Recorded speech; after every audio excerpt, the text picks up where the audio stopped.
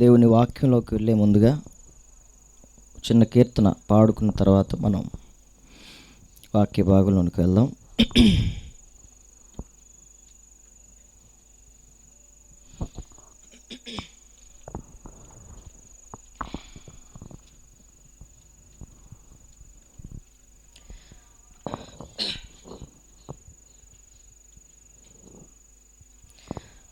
నా శరీరమందు ఏ పాపమును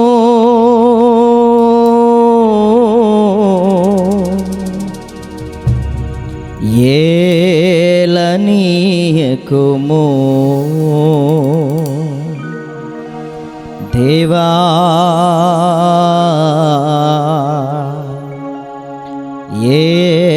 ఏలనీయకుము.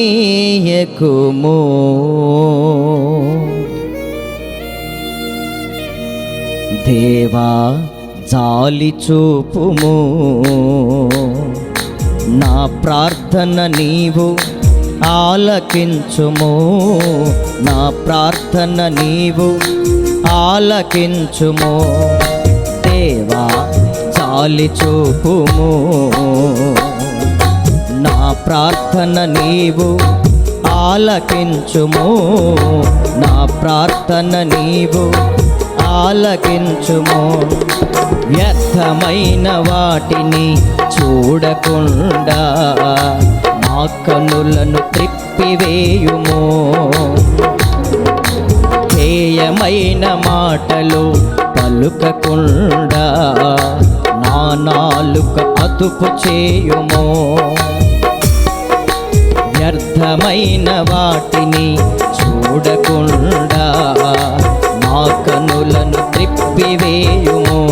మనం కూడా అడుగుదాం. హేయమైన మాటలు పలుకకుండా నా నాలుక అదుపు చేయుము. నా శరీరమందు ఏ పాపమును, నా శరీరమందు ఏ పాపమును ఏలనీయకుము. దేవా ఏలనీయకుము. దేవా జాలి చూపుము,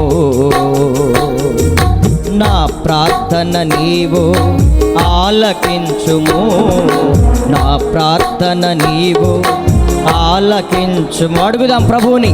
దేవా జాలి చూపుము. యవన బిడ్డలైన వాళ్ళు అడగండి.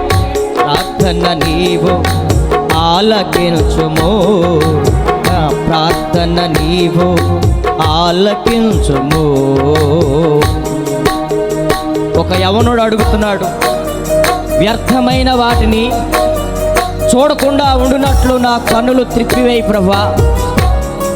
హేయమైన మాటలు పలుకకుండా నా నాలుక అదుపు చేసుకోలేకపోతున్నాను, నాకు సహాయం చేయమని ప్రార్థన చేస్తున్నాడు. నా శరీరమందు ఏ పాపము కూడా ఏలనీయొద్దు నాయనా. అడుగుదాం మనం కూడా.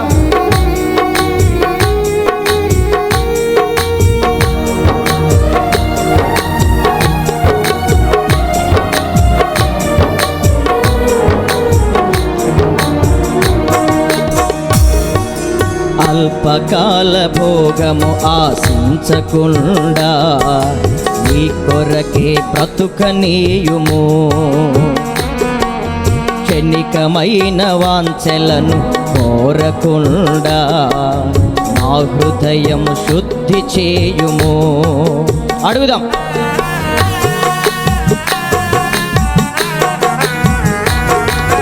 అల్పకాల భోగము ఆశించకుండా నీ కొరకే బ్రతుకనీయుము. క్షణికమైన వాంఛలను కోరకుండా నా హృదయము శుద్ధి చేయుము. నా జీవితమంతా నీదు చిత్తమే, నా జీవితమంతా నీదు చిత్తమే. నెరవేర్చగ కృప చూపుము దేవా, నెరవేర్చగ కృప చూపుము. జాలి చూపుము. అడుగుదాం అందరం. నా ప్రార్థన నీవు ఆలకించుము, నా ప్రార్థన నీవు ఆలకించుము. అల్పకాల పాప భోగాలు ఆశించకుండా నీ కొరకు బ్రతకటానికి శక్తిని మనం అడుగుచున్నాడు. క్షణికమైన వాంఛలని కోరకుండా నా హృదయాన్ని శుద్ధి చేయమని అడుగుతున్నాడు. నా జీవితం అంతా నీ చిత్తమే జరగాలి ప్రభువా, దయచేసి నా మీద జాలి చూపించు, నా ప్రార్థన ఆలకించయ్యా.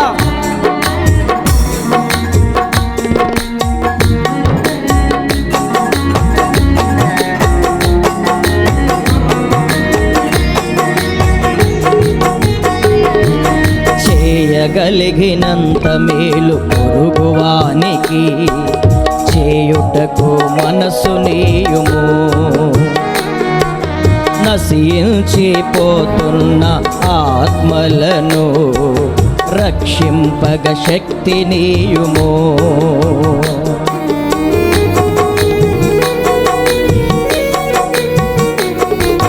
చేయగలిగినంత మేలు పొరుగువానికి చేయుటకు మనసు నీయుము. నశించిపోతున్న ఆత్మలను రక్షింపగ శక్తి నీయుము. నా బ్రతుకు ద్వారా లోకానికి, నా బ్రతుకు ద్వారా లోకానికి నీ నీతిని ప్రకటింపనిమ్ము దేవా, నీ నీతిని ప్రకటింపనిమ్ము దేవా. జాలి చూపుము, నా ప్రార్థన నీవు ఆలకించుము, నా ప్రార్థన నీవు ఆలకించుము. పాడదాం. దేవా జాలి. అందరం యవనస్తులైన బిడ్డలు అడగవలసిన ప్రత్యేకమైన ప్రార్థనా గీతం. దేవా జాలి చూపుము. వచ్చిన వాళ్ళు నాతో కలిసి పాడండి, ప్రభువుకి ప్రార్థన చేద్దాం. వ్యర్థమైన వాటిని చూడకుండా నా కన్నులను తిప్పివేయుము. హేయమైన మాటలు పలుకకుండా నా నాలుక అదుపు చేయుము. అడుగుదామా ప్రభుని. వ్యర్థమైన వాటిని చూడకుండా నా కన్నులను త్రిప్పివేయుము. హేయమైన మాటలు పలుకకుండా నా నాలుక అదుపు చేయు. ప్రార్థన ఆలకించే దేవుడు మన మధ్యలో ఉన్నాడు ఈ రాత్రి. వ్యర్థమైన వాటిని చూడకుండా నేను ఉండలేకపోతున్నాను ప్రభువా, హేయమైన మాటలు పలకకుండా ఉండలేకపోతున్నాను. నాతో కలిసి ప్రభువుకి ప్రార్థన చేయి. ప్రార్థన ఆలకించే దేవుడు మన మధ్యలో ఉన్నాడు. ఈ యవనస్తుల కూడిక చివరి కూటములో ప్రభువా నా ఎడల జాలి చూపించండి, నా ఎడల కనికరం చూపించండి. నేను ఆశపడుతున్నాను ప్రభువా, ఓ ప్రత్యేకంగా బ్రతకాలని ఆశపడుతున్నాను. సహాయం చేయమని అడుగుదాం.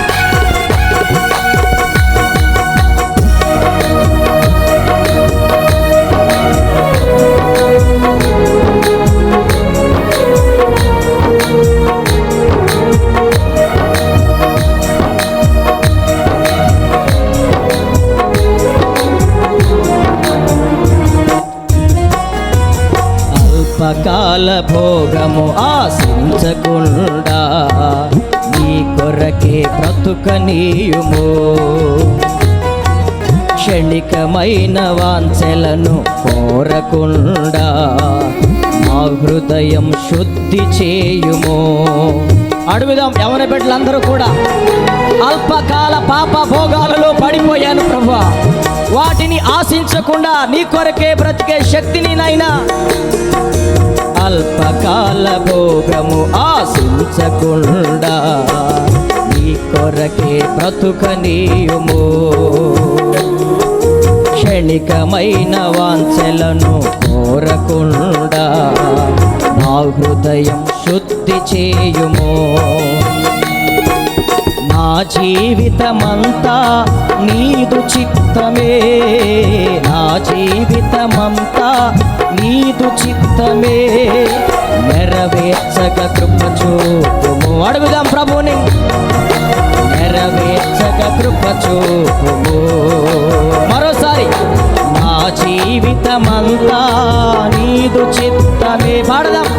నా జీవితమంతా, అడుగుతావా ఈ రాత్రి?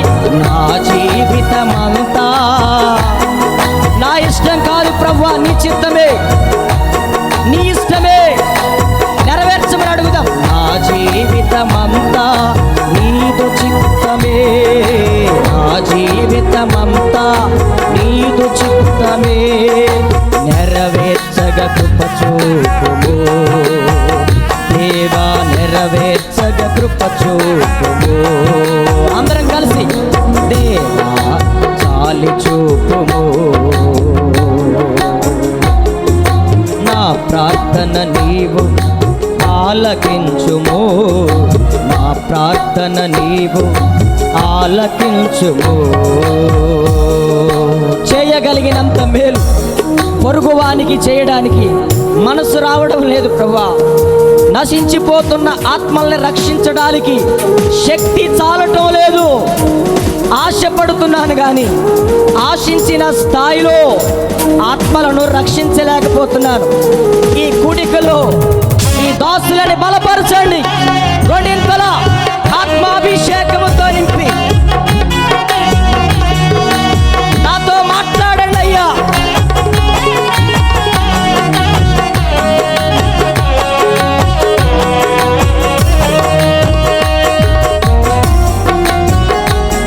అందరం గట్టిగా చప్పట్లు కొడుతూ ప్రభు సన్నిధిలో ఉత్సాహంగా, చేయగలిగినంత మేలు పొరుగువానికి చేయుటకు మనసు నీయుము. నశించిపోతున్న ఆత్మలను రక్షింపగ శక్తి నీయుము. అడుగుదాం ప్రభుని. నాకు ఆశ ఉంది ప్రభు, అలాంటి ఆశ. చేయగలిగినంత మేలు పొరుగువానికి చేయుటకు మనసు నీయుము. నశించిపోతున్న ఆత్మలను రక్షింపగ శక్తి నీయుము.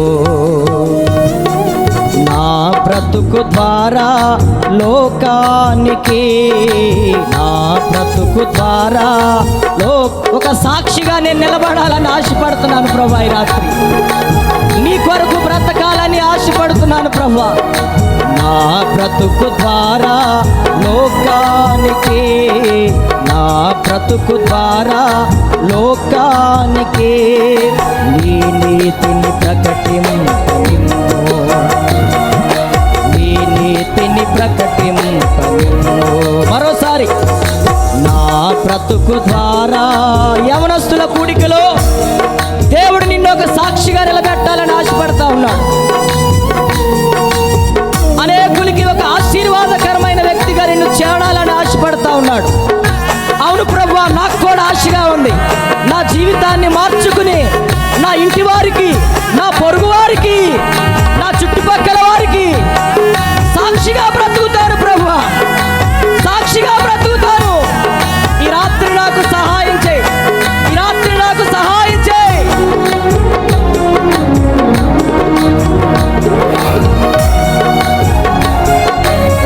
అడుగుదాం ప్రభువుని. నా బ్రతుకు ద్వారా లోకానికి, నా బ్రతుకు ద్వారా లోకానికి నీ నీతిని ప్రకటింపనిమ్ము. దేవా నీ నీతిని ప్రకటింపనిమ్ము. దేవా చాలి చూపుము. నా ప్రార్థన నీవు ఆలకించుము, నా ప్రార్థన నీవు ఆలకించుము. పాడదాం. దేవా చాలి చూపుము, నా ప్రార్థన నీవు ఆలకించుము, నా ప్రార్థన నీవు ఆలకించుము.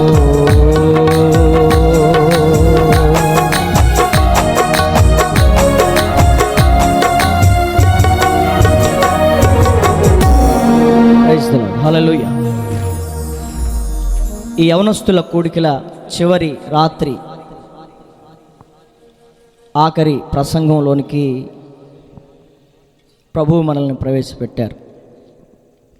ఇంకా మరికొంత సమయంలో ఈ కూడికలను ముగించుకుని ఇటోళ్ళం అటు వెళ్ళిపోతాం. ఈ సమయమే చాలా ప్రాముఖ్యమైనది. దేవుడు తన వాక్యముతో నిన్ను మరొకసారి దర్శించాలనుకుంటున్నటువంటి సమయం. దేవుడు నీతో మరొకసారి మాట్లాడటానికి ఆయన పరితపిస్తూ ఉన్నాడు. నీకుందా ఆ పరితాపం? ఈ రాత్రి మేము ఒకటే అనలేకపోతున్నాం, మళ్ళీ రెండోది మళ్ళీ ఈయన లేచాడు ఎప్పుడు ముగుతాడో తెలియదు అనుకుంటున్నారా? ఒకవేళ ఈ రాత్రి వినటానికి నీకు ఓపిక లేదేమో, కానీ ప్రభువు మాట్లాడటానికి మాత్రం ఆయన ఎంతో ఆశపడుతూ ఉన్నాడు. ఉదయకాల సమయం ఒక వాక్య భాగాన్ని చదువుకున్నాం మనం. దాన్ని కంటిన్యూషన్గా మరికొన్ని మాటలు చెప్తాను ఈ రాత్రి. సామెతల గ్రంథం 14వ అధ్యాయం 12వ వచనం.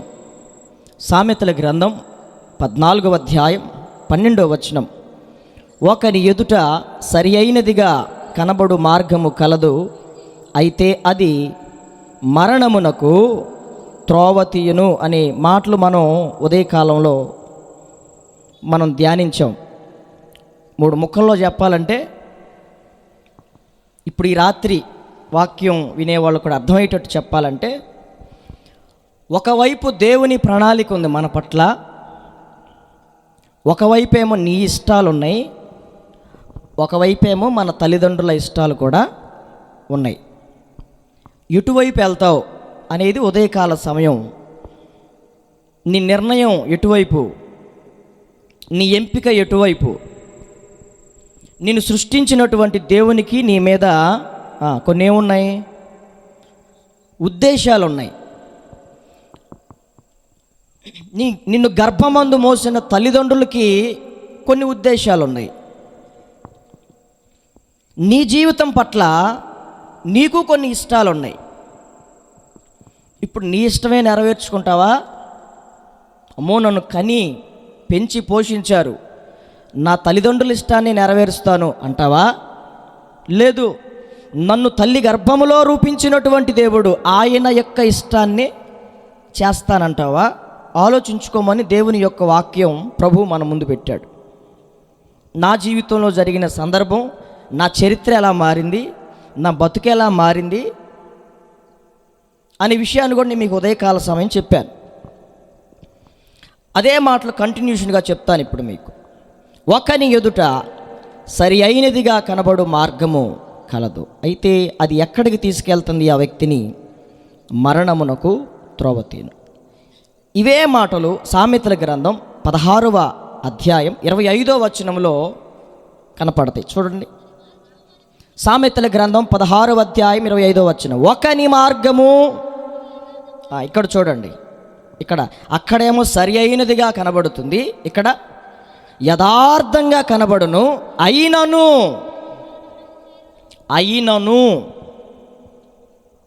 నీ నిర్ణయం నీకు యథార్థంగానే ఉంటుంది. అయినను అది దేవుని చిత్తం కాదు. నీ తల్లిదండ్రుల యొక్క ఉద్దేశం కూడా నీకు యథార్థమే అని అనిపించవచ్చు, అది కూడా దేవుని చిత్తం కాదు. మన ఉదయకాల సమయం మరొక మాట ధ్యానించాం. నరుని యొక్క హృదయములో ఆలోచనలు అనేకమైనవిగా పుడతాయి, కానీ యెహోవా తీర్మానమే అని తెలిసి కూడా మనం ఆలోచిస్తూనే ఉంటాం. మన ఉద్దేశాలన్నీ, బైబిల్లో ఇంకొక మాట ఉంటుంది, ఆయనకు విరోధమైన ఆలోచన, యెహోవాకు విరోధమైన ఆలోచన నిలవదు. ఈ విషయాలను తెలుసుకుని కూడా మనం ఏం చేస్తామంటే దేవుని తీర్మానాన్ని పక్కన పెట్టి, దేవుని చిత్తాన్ని పక్కన పెట్టి, నా ఇష్టం వచ్చినట్టు నేను, నీ ఇష్టం వచ్చినట్టు నువ్వు బతుకుతా ఉంటే ఎందుకు అట్లా కొనసాగుతాం అంటే నీ దృష్టికి అది యథార్థంగా కనపడుతుంది. అయినను అది ఎక్కడికి తీసుకెళ్తుంది? మరణమునకు తీసుకెళ్తుంది. అందుకనే కొంతమంది యవ్వన బిడ్డల జీవితాల్లో మ్యారేజ్ల విషయంలోనే కానీ చాలా విషయాల్లో యవ్వన కాలం అనేది చాలా వాటిని చక్కగా ఎంపిక చేసుకోకపోతే జీవితమే సర్వనాశనం అయిపోద్ది.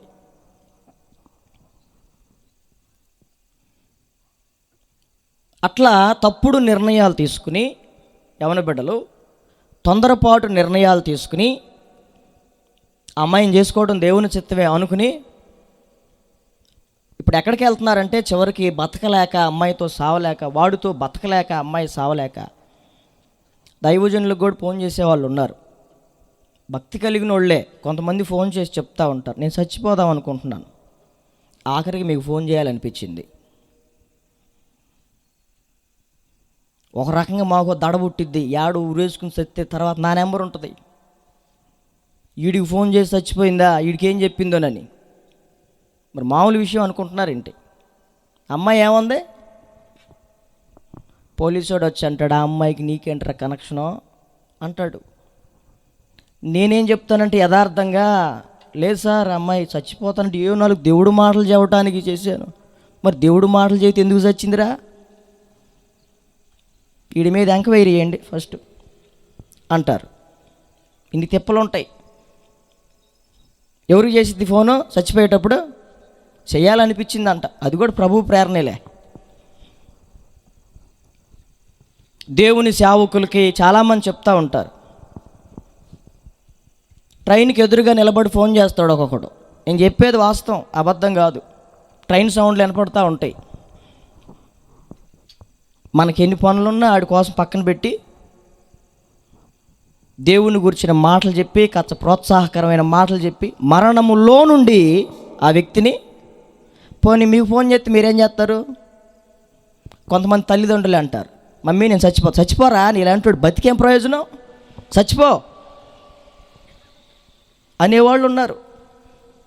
భార్య అంటది, నీలాంటి వాడు బతుకుంటావు ఎందుకు, చచ్చిపో, నాకెందుకు ఫోన్ చేసావు, చచ్చిన తర్వాత తెలిసిద్ది కదా. ఈరోజు పరిస్థితులు అలాంటివి.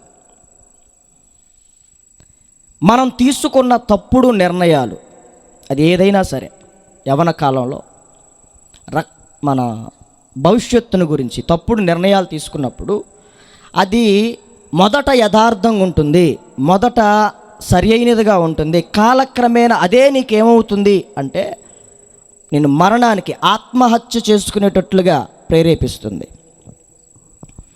ఒకప్పుడు అదే మార్గం, అదే నిర్ణయం కరెక్ట్ అనుకున్నావు, అదే నిర్ణయం దేవుని చిత్తం అనుకున్నావు, కానీ అది నేను ఎక్కడికి తీసుకెళ్తుంది?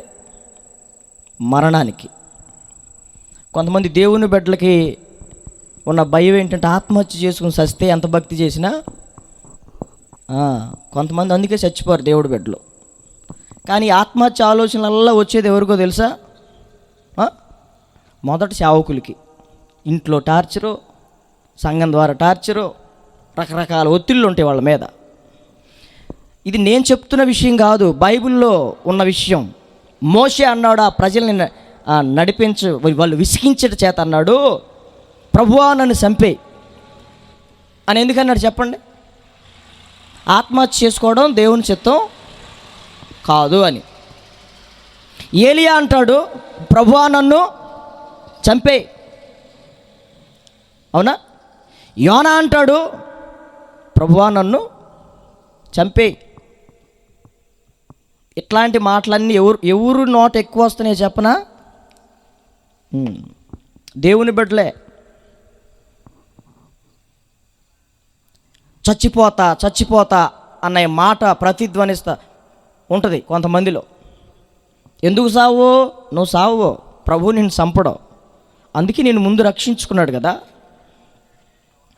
అందుకనే ఆ వ్యక్తి ఆక్రందన ఇలా ఉంటుంది, అయ్యో నేను ఎంత దౌర్భాగ్యుడను.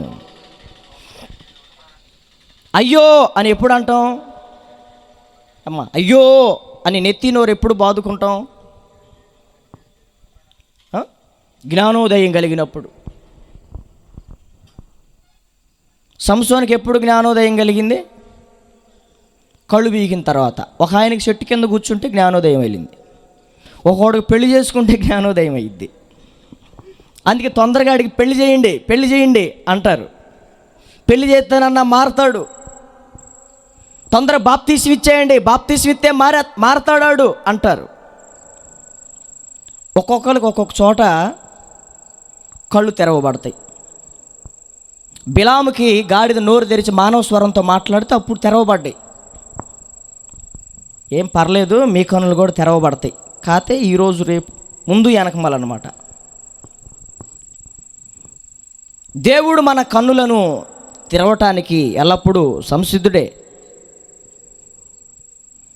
ఈరోజు మనం చేసుకున్న తప్పుడు నిర్ణయాలను బట్టి,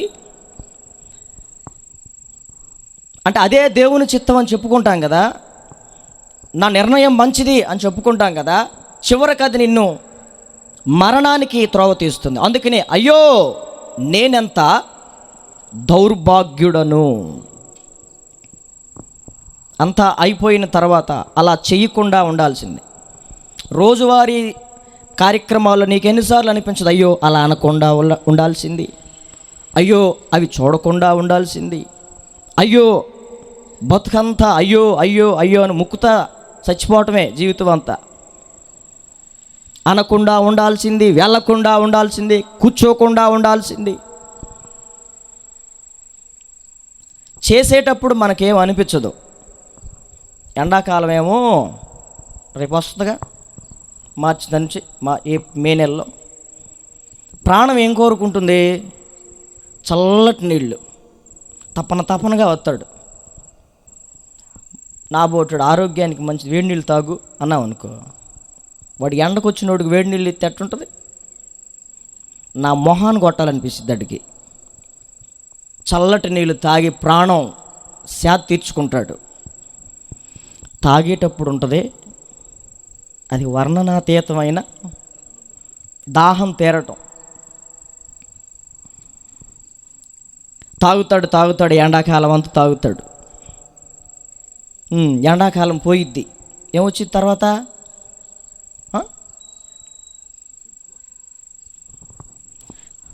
వర్షాకాలం వచ్చిద్ది. ఇది తాగిందంతా ముక్కుల్లో నుండి నోట్లో నుండి ఏడ స్టోర్ అయిద్దో మొత్తానికి.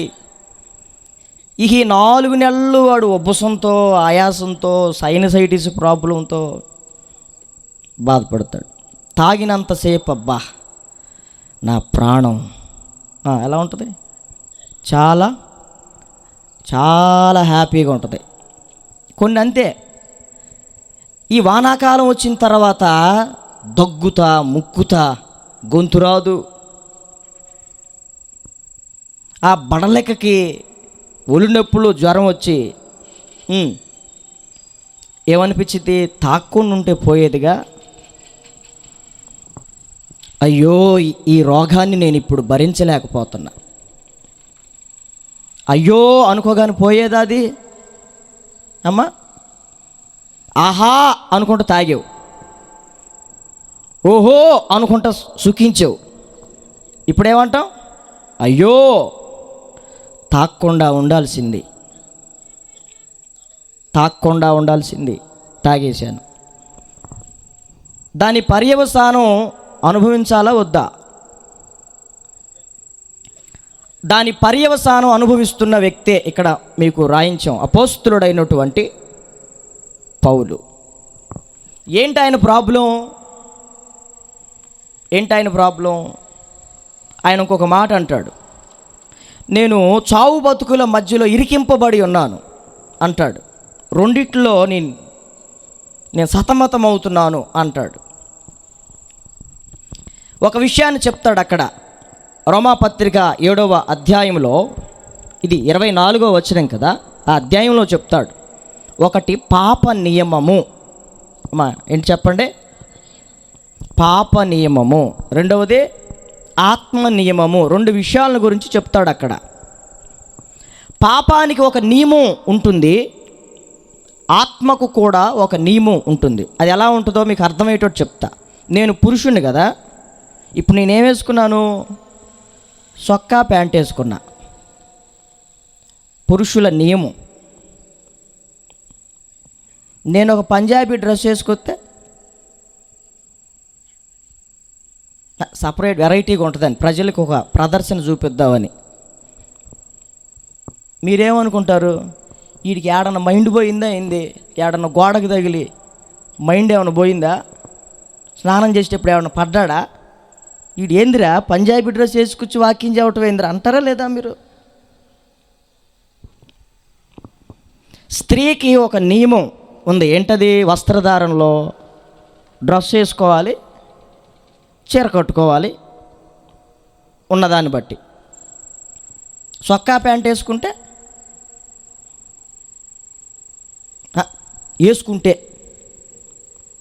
ఆడపిల్లే కానీ అమ్మాయికి పురుషుల్లాగా బతకాలని ఆశ. బైబిల్లో రాసి ఉంటుంది ద్వితీయోపదేశ కాండంలో. నేను ఇవన్నీ చెబుతా ఉన్నాను అనుకో, రేత్రి 11 అయింది. మీరు ఉండొద్దు, మిమ్మల్ని నేను కాపాడుకోవద్దు. మీరు వెళ్ళిపోయే మనసు వచ్చే లోపల నేను ముగిచ్చేస్తా. మొహాలు తెలిసిపోతాయిగా, కాబట్టి మిమ్మల్ని తొందర పెట్టను. కాబట్టి బైబిల్లో ఏముంటుందంటే, స్త్రీ పురుషుడి వేషం వేసుకోకూడదు. పురుషుడు స్త్రీ వేషం వేసుకుంటే కాసిన గాజులు వేసుకుని, కాసిన పూలు పెట్టుకుని, ప్రియులారా అని నేను చెప్పడం ప్రారంభించాను అనుకో, మీరు అంగీకరిస్తారా? అక్కడ మీరు అంగీకరిస్తారా? మా బ్యాచ్లో ఒకటి చేరాడు అనుకుంటారా మీరు? అనుకోరుగా. నియమం తప్పితే అట్లా ఉంటుంది అని చెప్తున్నా. పాప నియమములో ఉన్న వ్యక్తి జీవన విధానం ఒక రకంగా ఉంటుంది. ఆత్మ నియమములో ఉన్న వ్యక్తి నియమాలు ఒక రకంగా ఉంటాయి. అందుకే స్త్రీ పురుషులకి ఉన్న భేదం చెప్పాను. ఎప్పుడైతే స్త్రీ పురుషుడిగా మారుతుందో లోకం చూసి అంటారు, సిగ్గు సిగ్గు, మాకే సిగ్గా ఉంది, నీకెక్కడ సిగ్గులేదురా అంటారు. కాబట్టి పాప నియమములో ఉన్న ఒక వ్యక్తికి ఏమనిపిస్తుంది అంటే, రోమాపత్రిక 7వ అధ్యాయం చెప్తుంది, ఆయన బాధ ఏంటంటే, మనం పాడుకుంటాం కదా, బ్రతకాలని ఉన్నా బ్రతుకలేకున్నా, నిలవాలని ఉన్నా నిలువలేకున్నా, చూడాలని ఉన్నా నిన్ను చూడలేకున్నా, చేరాలని ఉన్నా నిన్ను చేరలేకున్నా, బ్రతికించుమో యేసయ్యా, ధరి చేర్చుమో నన్నయ్యా అని భక్తులు పాడారు. ఏంటి వాళ్ళ స్థితి అంటే, ప్రభు కొరకు బ్రతకాలని ఉంది కానీ బ్రతకలేకపోతున్నాను. రోమాపత్రిక 7వ అధ్యాయంలో అక్కడ ఒక మాట చెప్తాడు ఆయన. మేలైనది చెయ్యాలన్న ఆశ అయితే ఉంది కానీ, చదవండమ్మ మాట. రోమాపత్రిక 7వ అధ్యాయము 18వ వచనం. నా యందు అనగా నా శరీరమందు మంచిది ఏదియో నివసింపదని నేను ఎరుగుదును, మేలైనది చేయవలనను కోరిక నాకు కలుగుచున్నది కానీ దానిని చేయుటకు నాకు కలుగుటలేదు. నేను చేయగోరు మేలు చేయక చేయగోరని కీడు చేయుచున్నాను. నేను కోరని దానిని చేసిన ఎడల దానిని చేయునది నా యందు నివసించు పాపమే కానీ ఇకను నేను కాదు. చాలు. కాబట్టి మేలు చేయగోరు నాకు కీడు చేయుట కలుగుచున్నందున ఒక నియమము నాకు కనబడుచున్నది. ఈ పాప నియమానికి అలవాటు పడిన వ్యక్తి బతుకంతా ఏమనుకుంటాడంటే బతకాలని ఉంది కానీ బతకలేకపోతున్నాను బ్రదరు, నిలవాలని ఉంది కానీ మనకు కూడా అనిపిస్తూ ఉంటుంది, ప్రార్థన చేయాలని ఉంటుంది కానీ నువ్వేం చేయలేవు. అంటే మనలో ఏమున్నట్టు చెప్పండి, ఏ నియమంలో ఉన్నావు నువ్వు? కొంతమందికి మందిరానికి వెళ్ళాలనిపించింది అప్పుడు దాకా, కానీ వెళ్ళలేదు. ఆ నియమములో ఉన్న వ్యక్తి అదే ప్రకారంగా ఉంటాడు. యుద్ధానికి వెళ్ళేవాడికి ఒక నియమం ఉంటుంది, నియమం ప్రకారం పోరాడాలి అని బైబిల్ చెప్తుంది తిమోతి పత్రికలో. నియమం ప్రకారం వాడు పోరాడకపోతే వాడికి కిరీటం దొరకదు. యుద్ధానికి కొన్ని నియమాలు ఉన్నాయి, పాపానికి కొన్ని నియమాలు ఉన్నాయి. ఈ పాప నియమములో ఉన్న వ్యక్తి ఎప్పుడు ఎలా ఉంటాడంటే, ఎప్పుడు అనుకోవటమే, చేయటం ఉండదు. గుర్తుపెట్టుకోండి, ఎట్లాంటి వాళ్ళు కనపడతా ఉంటారు మనకి. ఇలాంటి వాళ్ళ గురించి బైబిల్ మత్తయి సువార్తలో ప్రభువు చెప్పాడు, 23వ అధ్యాయంలో అనుకుంటా. వారు చెప్పుదురే కానీ ప్రియులారా అట్లా ఉండాలి ఇట్లా ఉండాలి అంటాడు. ఆయన చేయడు. ఫస్ట్ అతను కూడా పాప నియమంలో ఉన్నాడు అని అర్థం. చెయ్యాలనుకుంటాడు కానీ చేయలేడు. ఇది ఒక బలహీనత. రోగిష్ఠుడు మంచం మీద పడుకున్నప్పుడు హాస్పిటల్లో వాడికి ఏదో చేయాలనిపోతుంది. నన్ను బతికించు ప్రభువా, నేను ఏదన్నా చేస్తా, చాలా కాలం ఇచ్చాను కదా ఆయుష్, అప్పుడు చేయలేంది ఇప్పుడు ఏం చేస్తావు అంటాడు ప్రభు. నాకు ఒక అవకాశం ఏది చూపిస్తానంటాడు. మరణ పడకల్లో ఉన్నవాడికి తర్వాత ఆశ కలుగుతుంది, తగ్గితే ఏదైనా ప్రభువు కోసం పనిచేయాలి అని. కానీ వాడు చేయలేడు, వాడు రోగిష్ఠుడు. ఈ పాపం అనేది కూడా ఒక రోగం లాంటిదే, అనుకోవటమే కానీ చేయలేం. ఇలాంటి వాళ్ళు ఎంతమంది లేరు ఈ రాత్రి? అందుకనే వాక్యాన్ని విన్న తర్వాత నువ్వేం తీర్మానం చేస్తావంటే, ఉంటాను ప్రభువా ఇది మొదలుకొని అంటావు. తీర్మానం ఇది మొదలుకొని ఈ యవనస్తుల కూడికలో మాట ఇస్తున్నాను ప్రభువా అంటావు. ఆల్రెడీ డిసెంబర్ 31కి 1వ తారీఖు మధ్యలో ఇచ్చావు, అయిపోయినాయి అవన్నీ. మధ్యలో ఎప్పుడన్నా వాగ్దాన సందేశాలు ఉంటే అప్పుడు ఇస్తావు, ప్రతి వర్తమానానికి ఇస్తావు, ఇది మొదలుకొని అని స్టార్ట్ చేస్తావు. నేను తీర్మానం చేయుదునే కానీ తీర్మానం ప్రకారం నేను బ్రతకలేకపోతున్నాను. ఇది పాప నియమములో ఉన్న వ్యక్తి బ్రతుకుతున్న తీరు. అది నేను కావచ్చు, మీరు కావచ్చు. చేయాలనుకుంటాను కానీ చేయలేను, ఇది ఒక బలహీనత అని చెప్తున్నాను మీకు అర్థం కావటానికి. దీని నియమాలు, రోగిష్ఠుడు జ్వరం వచ్చినాడు చూడండి, తడిసిన కోలు మూడిగినట్టుగా మూలిగి ఆడికి 2 దుప్పట్లు కట్టినా కానీ ఆరోగ్యంగా ఉన్నప్పుడు చూడండి ఎగిరెగిరి పడతాడు. అలా ఆవిడ గప్పాలి, ఒక దుప్పటి అలా కొడుకు గప్పాలి. బలహీనతలో ఉన్నవాడు ఎంత ఇబ్బంది పడతాడో మనం చూస్తాం. బయటపడాలని ఆశపడతాడు, వెంటనే తగ్గొద్దు. నువ్వు చేసినవి మామూలుగా వెంటనే ఎట తగ్గుతాయి? చెప్పాను కదా, ఎండాకాలం అంతా ఏం తాగాడు? థమ్సప్ లేనిదే లోపల అరగదంట. అందుకని ఎండాకాలం అంతా పోస్తానే ఉంటుంది. తర్వాత ఇంత టానిక్ ఎత్తాడు దగ్గుకి. ఇప్పుడు థమ్సప్ తెచ్చుకుంటావు, తర్వాత టానిక్ తెచ్చుకుంటావు. గ్లాసులు తాగకూడదు, అది మోతాదు మించి తాగకూడదు. ఆయన అంటాడు 2 మూతలు మందు 2 మూతల థమ్సప్ తాగటం ఎలా, మళ్ళీ ఇంకో టానిక్ కొనుక్కొని తెచ్చుకుని బాధపడటం ఎలా? అయినా సరే మనం అలవాటు పడిపోయాం. అవి తాగకుండా ఉండలేం, ఈ మందులు వేసుకోకుండా ఉండలేం. పాప నియమంలో ఉన్న వ్యక్తికి బాగా బతకాలి అనుకుంటాడు కానీ తాను బతకలేడు. ఇది ఈరోజు ఆయన సమస్య కాదు, ఈ రాత్రి వాక్యం వింటున్న అనేకుల సమస్య. చాలా ప్రయత్నం చేస్తున్నాడు, బ్రతుకుదాం, ఒకవైపు ఆత్మ నియమం. ఆత్మకు ఉన్న నియమాలు ఒక రకంగా చెప్పాలంటే పాప నియమానికి వ్యతిరేకంగా ఉండటమే ఆత్మ నియమం. ఒకవైపు దేవుని ఆత్మ అంటుంది అలా చేయమాకు అని, ముందు జాగ్రత్తగా నీ క్షేమకాలంలో, అంటే అర్థమయ్యేటట్టు చెప్తున్నా, ఎండాకాలం నువ్వు కూల్ డ్రింక్స్ తాగమాకు, కూలింగ్ వాటర్ తాగమాకు అని చెప్పిద్ది వాక్యం. అర్థం కావడానికి చెబుతున్నా, వాక్యం కూల్ డ్రింక్ తాగమని చెప్పిద్దా? ఒకడు కట్ చేసి పెడతాడు దాన్ని. మనం అట్లాంటి యూట్యూబ్లో చూస్తున్నాం ఇప్పుడు. దేవుని యొక్క ఆత్మ అవి నీకు తగదు, వద్దు అంటుంది. పాపని ఏమంటుంది, తాగు. తాగకపోతే ఆ ఫీలింగ్ నీకు ఏడుండి వచ్చిద్దిరా? నీకు చల్లటి నీళ్ళు తాగుతున్నప్పుడు ఎలా ఉంటుంది? థమ్సప్ కూల్ డ్రింక్ తాగుతూ ఉన్నప్పుడు ఎట్లా ఉంటుంది? కొంతమంది ఫీల్ అవుతా తాగుతారు దాన్ని, మామూలుగా తాగరు. ఒకడు అడావుడికి తాగేవాడు ఉంటాడు, ఫీల్ అవుతా తాగుతూ ఉంటారు. రేపు ఫీల్ అవ్వటం అంటే ఏంటి? రెండు అర్థాలు ఉంటాయి దానికి. ఏమన్నంటే ఫీల్ అవుతారు, అది వేరు. ఇంకొక అర్థం ఏంటి?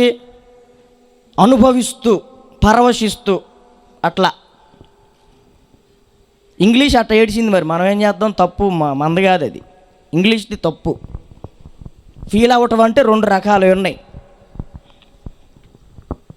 ఇంగ్లీష్లో సెల్ అని అంటారు కదా. సెల్ అంటే ఏంటి? బ్యాటరీ. సెల్ అంటే శరీరంలో కణం. అర్థమవుతుందా? సెల్ అనే పదం చాలా వాటికి వాడతాం ఇంగ్లీష్లో. ప్రతిదీ సెల్లేనా? అది ఇంగ్లీష్ గొప్పతనం. దేని గొప్పతనం? అందుకే ఒక ఆయన అన్నాడు, దేశ భాషల యందు తెలుగు.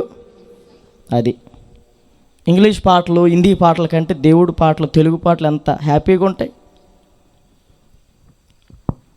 కాబట్టి దేవుని యొక్క ఆత్మ మనతో మాట్లాడుతున్నప్పుడు అది వద్దు, నీకు క్షేమం కాదు అని చెప్తుంది. కానీ ఆత్మ నియమం చేసే తర్వాత చూసుకుందాం.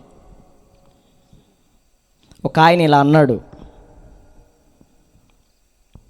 ఒక ఆయన ఏమన్నాడంటే, క్రెడిట్ కార్డ్ ఇలా ఉంటుందంట. ఏముంటుంది? Now enjoy, pay later. Credit card ఏముంటుంది?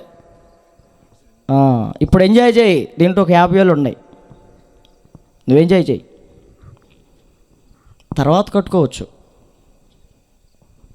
తర్వాత ఎట్ట కట్టించాలో, పిండి ఎట్ట వసూలు చేయాలో నువ్వు ఎంజాయ్ చెయ్యి.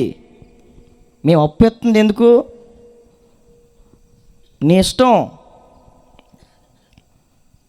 Now enjoy.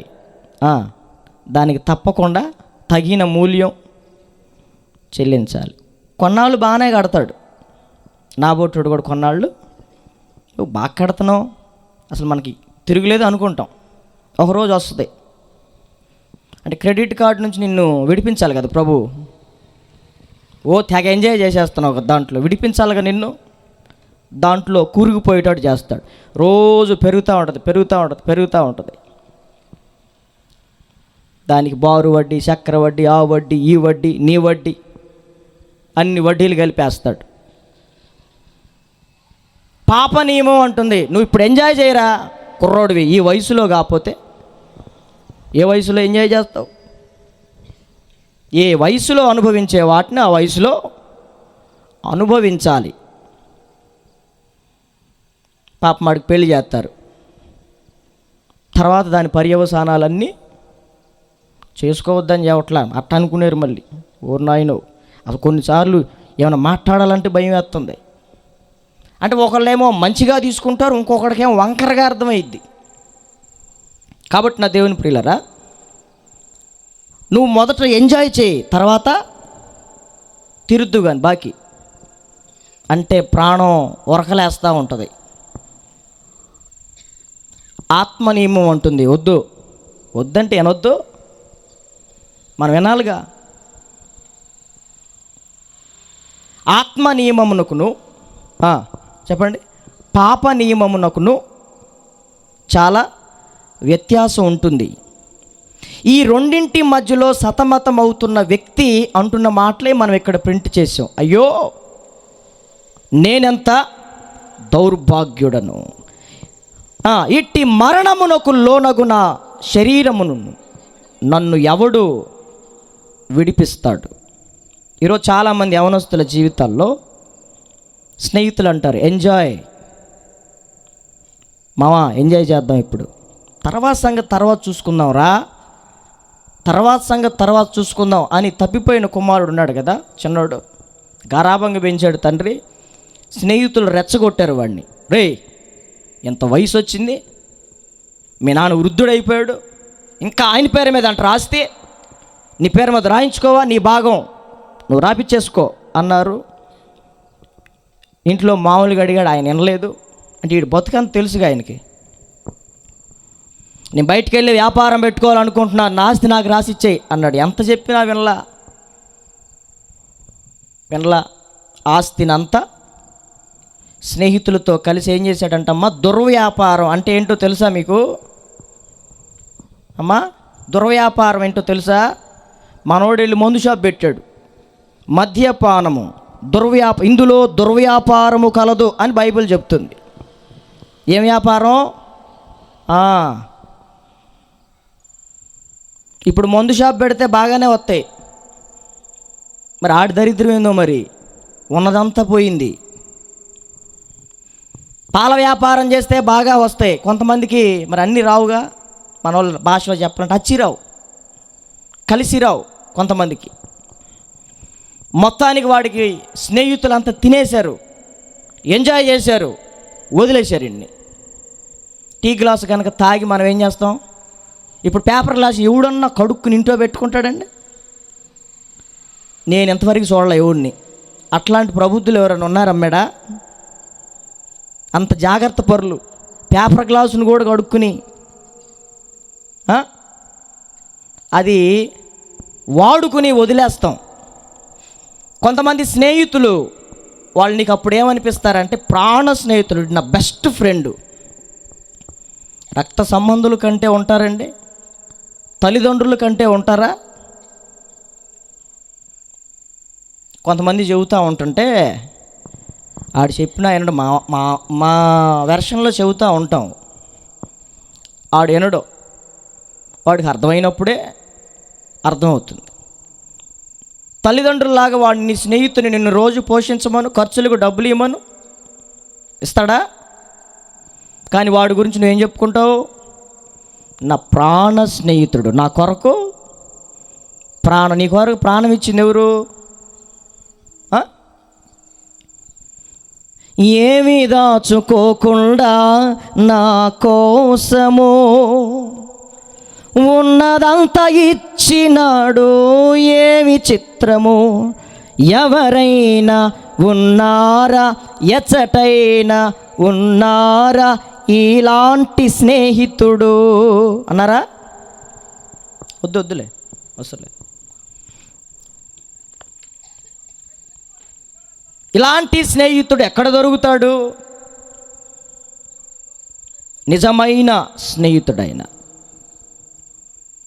ప్రాణ స్నేహితులు వాడిని అనుకున్నాడు, వాళ్ళు ప్రేరేపించారు, రెచ్చగొట్టారు, ఆస్తి అంతా అమ్మిచ్చారు, వాడి జీవితం నాశనం చేశారు. వాడు ఇబ్బందుల్లో ఉంటే పందుల దగ్గర జీతానికి కుదిరి ఆకలితో అలమటిస్తూ ఉంటుంటే ఒక్క స్నేహితుడు వచ్చాడా? కొంతమందికి ఈ మాటలు చెప్తే కోపం అవుతుంది. మా ఫ్రెండ్షిప్ వెళ్ళు నీకేం తెలుసురా? నేనంట, నా ప్రభు ఫ్రెండ్షిప్ వెళ్ళు నీకేం తెలుసురా? పిల్లోడివి, నీకేం తెలుసు? నువ్వెంత, నీ అనుభవం ఎంత, ఏం తెలుసురా నీకు? ప్రాణ స్నేహితుడు అంటే ప్రపంచంలో ఆ పదం ఆయనకే చెల్లిద్ది. దేవునికి స్తోత్రం అంటాం, దేవునికే చెప్తాం. అమ్మమ్మకు స్తోత్రం, నాన్నకు స్తోత్రం చెప్పం, అవి దేవుడికి తగిన పదాలు అంటామండి. ప్రాణ స్నేహితుడు ఎవరైనా ఉంటే అది నా ప్రభు అయినటువంటి యేసుక్రీస్తు తప్ప. నువ్వు అనుకునే వాళ్ళందరూ నీ దృష్టిలో కొంతకాలం వారికి ప్రాణ స్నేహితులు. యోబుకు కూడా కొంతమంది స్నేహితులు ఉన్నారు. పాపం ఆయన బాధలో పాడుకున్నాడు, నా ప్రాణ స్నేహితులు నన్ను చూచి దూరాన నిలిచేరు నా ప్రభు అని పాడుకున్నాడు ఆయన. ఎక్కడ నిలబడ్డారంట? ప్రాణ స్నేహితులు కదా, పక్కన కూర్చోవాలి కదా, ఓదార్చాలి కదా, ఓదార్పు లేదు. యోబు వారిని చూసి అంటాడు యోబు గ్రంథంలో, మీరు బాధకి కర్తలే కానీ ఆదరణకి కర్తలు కాదురా, ఇట్లాంటి వర్స్ట్ అంటారా మీరు అని అన్నాడు వాళ్ళని. ఈరోజు నీ స్నేహం, నీ బెస్ట్ ఫ్రెండ్ ఎవరు? నేను దేవుని యొక్క వాక్యాన్ని చదువుతున్నప్పుడు నాకు చాలామంది సర్కిల్ ఉండేది. నేను ఏది చేసినా నా చుట్టూ ఒక 10-20 మంది ఉండాలి. నేను చిన్నప్పటి నుంచి అట్లా పెరిగా. దేవుని వాక్యం చదివిన తర్వాత నేను చదువుకుంటున్నప్పుడే కానీ, బీఫార్మసీ చదివినప్పుడే కానీ ఒక్క ఫ్రెండు కూడా వాడికి నాకు సంబంధం లేదు. దేవుడు పరిచయం అయిన తర్వాత నా స్నేహాలన్నిటినీ కూడా ఒక్కడి నెంబర్ కూడా నా దగ్గర లేదు. ఒక్కడితో సరైన రిలేషన్షిప్ లేదు. ఎందుకంటే నాకు అర్థమైంది, ఎవ్వడు ది బెస్ట్ కాదు. అందుకని నేను ఎవరి మీద హోప్స్ పెట్టుకోను. ఇప్పుడు పరిచర్లో నాతో నమ్మకంగానే నేను హోప్స్ పెట్టుకోను. ఎవరు ది బెస్ట్ కాదు. నా కొరకు ఏదైనా చేయగలిగిన దేవుడు, చేసిన దేవుడు ఎవరైనా ఉన్నారంటే ఆయన ఒక్కడే. అందుకని ఆ బైబిల్ చదువుతున్నప్పుడు నాకు అర్థమైంది. నా 18వ ఏటే నాకు అర్థమైంది. అది 19-20 సంవత్సరాలు నేను రక్షింపబడి నా స్నేహితులు అందరినీ వదిలేశాను, విడిచిపెట్టేశాను. ఎందుకు? స్నేహాలు చేయకూడదా? చేస్తాం, ది బెస్ట్ అనుకుంటాం, తర్వాత ఏడుస్తాం. ఎవడు మన దరి చేరేవాడు ఉండడు, మన పక్షాన నిలవబడేవాడు ఎవడు ఉండడు. వాడిని మానానికి వాడిని వదిలేశారు. కనీసం ఒక్క పూట తిండి పెట్టడానికి కూడా వాడికి స్నేహితులు రాలా. కొంతమందికి ఫ్రెండ్షిప్ అంటే పిచ్చి, మామూలు పిచ్చి కాదు. ఇంట్లో వాళ్ళతో ఉండరాళ్ళు, ఇంట్లో వాళ్ళతో ఉండరు. ఫ్రెండ్షిప్ అంటే అంత. నీకేం తెలుసు అన్నా? నేను ముసలిన్నా లేకపోతే పిల్లన్నా? నీకేం తెలుసు? నేను యవనస్తున్నేగా, నేను చదువుకునేగా వచ్చా. నీకంటే బోలెడు సర్కిల్ ఉంది నాకు. ఎందుకు విడిచిపెట్టా? ఎవరు ది బెస్ట్ కాదు అనే సంగతి నీకు అర్థమైతే అప్పుడు విడిచిపెడతావు కొన్ని పనికిమాలిన స్నేహాలని. నీకు అనిపించట్లా, నీకేంది బెస్ట్ అనిపిస్తుంది? వాడు నిలబడతాడు, వాడు ఏదైనా చేస్తాడు. ఎందుకురా బెస్ట్ అంటే ప్రేమించిన అమ్మాయిని లేపుకొచ్చారంటాడు సహాయంతో. అందుకని పాపం వీడికి ఎంత కృతజ్ఞత అంటే, ఇప్పుడు నేను పెళ్లి చేసుకోగలిగానంటే వీడి పుణ్యమే. కొంతమంది స్నేహాలు ఈ రీతిగా కొంతమందిని రెచ్చగొట్టి యవనస్తుల జీవితాలు పాడైపోవటానికి గల కారణం ఏంటంటే స్నేహాలు, చెడు స్నేహాలు. దేవుని వాక్యములో యోబు అంటాడు, ఆయనతో సహవాసము చేసిన ఎడల నీకు సమాధానము కలుగును, అలాగున నీకు మేలు కలుగును. ఈరోజు మన సహవాసం ఎవరితో? కాబట్టి కొన్ని స్నేహాలు మనల్ని రెచ్చగొడతాయి, మనల్ని ఖాళీ చేస్తాయి. బైబిల్ గ్రంథంలో మీకు అద్భుతమైన మాట చూపిస్తాను. సామెతల గ్రంథంలో ఒక మాటను నేను మీకు గుర్తు చేయాలని ఆశపడుతున్నాను. చూడండి, సామెతల గ్రంథము 1వ అధ్యాయం 10వ వచనం. నా కుమారుడా, పాపులు నిన్ను ప్రేరేపించగా ఒప్పకము, మాతో కూడా రమ్ము, మనము ప్రాణము తీటకై పొంచి ఉందము, నిర్దోషి అయిన ఒకరిని పట్టుకొనుటకు దాగి ఉందము. పాతాళము మనుషులను మృంగివేయినట్లు వారిని జీవముతోనే మృంగివేయుదుము. సమాధిలోనికి దిగువారు మృంగబడినట్లు వారు పూర్ణ బలముతో ఉండగా మనము వారిని మృంగివేయుదము రమ్ము అని వారు చెప్పినప్పుడు ఒప్పకము పలు విధములైన మంచి సొత్తులు మనకు దొరుకును, మన ఇండ్లను దోపుడు సొమ్ముతో నింపుకొందము, నీవు మాతో పాలివాడవై ఉండుము, మనందరికీ సంచి ఒక్కటే ఉండునని వారు అందరూ. నా కుమారుడా, నీవు వారి మార్గమున పోకుము, వారి త్రోవల యందు నడవకుండా నీ పాదము వెనుక తీసుకొనుము అని దేవుని ఆత్మ నియమం చెప్తుంది. పాప నియమం ఏం చెప్తుంది? వాళ్ళతో పాటు తిరుగు, తాగు, డొల్లాడు, నా ప్రాణమా వాళ్ళంటారు, తినుము, త్రాగుము, సంతోషించు, ఏది ఎంజాయ్ చేయాలంటే సొలొమోను లాగా మొత్తం ఎంజాయ్ చేయి, ఎక్కడ ఏలు పెట్టాలో అక్కడ ఏలు పెట్టు, ఏది అనుభవించాలో అనుభవించు. అనుభవించి సొలొమోను ఏమయ్యాడండి? ప్రసంగి గ్రంథం యొక్క భావం ఏంటి? ఒరే, నేను ఇట్లా తిరిగి రుచి చూసి టేస్ట్ చేసి ఏలు పెట్టి నాశనం అయిపోయాను రా, మీరు అలాగ ఉండమాకండి అని ప్రసంగి అయిన సొలొమోను చెప్తాడు.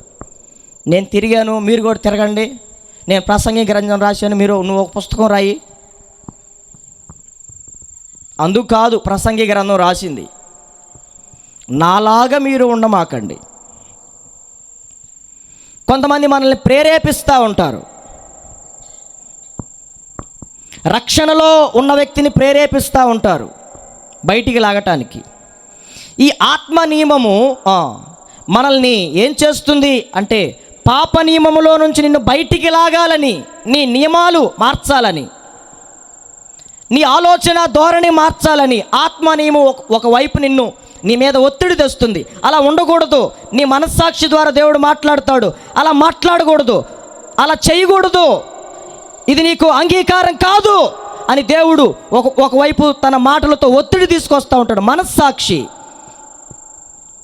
ద్వారా దేవుడు మాట్లాడతాడు. యోహాను రాసిన మొదటి పత్రిక ఇలా ఉంటుంది, మన హృదయము మన మీద దోషారోపణ చేయని ఎడల దేవుని ఎదుట ధైర్యము కలిగిన వారిగా ఉంటాం.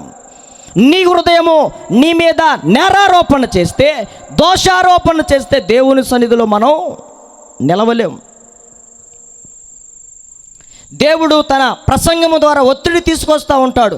ఇది నీకు తగదు అంటాడు. దుష్టుల ఆలోచన చొప్పున నడవకుండా, పాపుల మార్గాన నిలవకుండా, అపహాస్యకులు కూర్చుండా చోటు కూర్చోకుండా, యెహోవా ధర్మశాస్త్రం యందు ఆనందించుచు దివారాత్రులు దాన్ని ధ్యానించువాడు. టక అబ్బా బ్రహ్మాండంగా చెప్పింది మా పిల్ల అంటది. ఆ బుడదాన్ని పిలిచి అడుగు, ఆ బుడదాన్ని పిలిచి, ఏమే నీకేమైనా అర్థమైందా, అర్థమైద్దా? దుష్టులంటే బుడదానికి తెలుసా? తెలియదు. కానీ టక చెప్తే మా అమ్మాయి ఏందనుకున్నారు, ఇంటెలిజెంట్. వాక్యం చదవటం బట్టి పట్టడం కాదు, దానిలో ఉన్న భావం అర్థమయ్యేటట్టు చెప్పాలి చిన్నపిల్లలకి. కొంతమంది మనల్ని అట్లా ప్రేరేపిస్తూ ఉంటారు. దేవుడు కూడా ఒకవైపు ప్రేరేపిస్తారు, రే అటు ఎల్మకు, నీ భవిష్యత్తుకి మంచిది కాదు, నీ ఆరోగ్యానికి మంచిది కాదు, నీ కుటుంబానికి మంచిది కాదు అని చెప్తూ ఉంటాడు. మనం అయినా ఏం చేస్తాం, బరి తెగించి అయితే ఏమైతులే, మహా అయితే రోగం వస్తుంది, మందులాడితే తగ్గిద్ది, మళ్ళా నీకేం అలవాటు, మళ్ళా ఎండాకాలం వచ్చింది, తాగకూడదు అనుకుంటానే ఉంటావు, నీ శరీరం నిన్నట్లా ప్రేరేపిస్తూ ఉంటుంది, తాగుతానే ఉంటావు. ఇది అలవాటైతే ఏముండదు, దేవుడు నీకు ఇచ్చిన ఆయుష్కాలం ఎక్కువైతే ముందే పోతావు, అంతే, అకాల మరణం. కొంతమంది ఈరోజు యవ్వన బిడ్డలు అకాల మరణాలు. తల్లిదండ్రులు ఎన్నో ఆశలు పెట్టుకున్నారు కదా కొడుకుల మీద, కూతుళ్ళ మీద. వాళ్ళ కోసమే కదండి కష్టపడేది, వాళ్ళ కోసమే కదా సంపాదించేది. వాళ్ళు కూడా తినకుండా మన కొరకు ఖర్చు పెట్టేది ఎందుకు? మంచి భవిష్యత్తుని ఇవ్వాలనే కదా. నీ తల్లిదండ్రుల కంటే బెస్టా నీ స్నేహితుడు అని అడుగుతున్న ఈ రాత్రి. నీ రక్త సంబంధాలు కంటే వాళ్ళు ఎందుకు బెస్ట్ అవుతారు? అదే మీ అమ్మను హాస్పిటల్లో ఉంటే నీతో పాటు ఉండి నీకు టిఫిన్ పెడతా, నీకు మందులు ఇస్తూ ఉంటుంది. నీ స్నేహితుడు ఉంటాడా? ఈలోపు వాళ్ళ అమ్మ ఫోన్ చేసేది, ఒరే నేను హాస్పిటల్లో ఉన్నా అంటే నీ దగ్గర ఉంటాడు, వాళ్ళ అమ్మ దగ్గర ఉంటాడు. అర్థమైందా? ఎక్కడుంటాడు?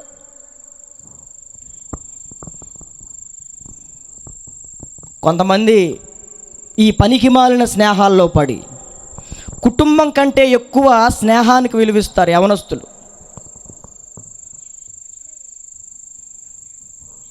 అందుకే ఫ్లెక్సీల్లో కనపడతా ఉంటారు, పలానా స్నేహితులు అందరూ కలిసి ఫ్లెక్సీ వేస్తారు, పుట్టినరోజు ఫ్లెక్సీ.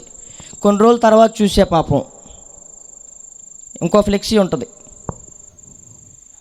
ఈ మధ్య ఒకడు పెట్టాడు స్టేటస్లో, కారు తోలుతా 200 స్పీడ్ మీద ఎట్టాగా పెట్టి కెమెరా తీశాడు, లైవ్ ఏమంటారు దాన్ని, స్టేటస్లో పెట్టాడు. కొంత సమయం తర్వాత ఆలోలు పెట్టారు ఆడు ఫోటో స్టేటస్లో. ఏమైంది? అకాల మరణం. 100లో వెళ్తే ఎలా ఉంటుంది, ఏమంటారు దాన్ని,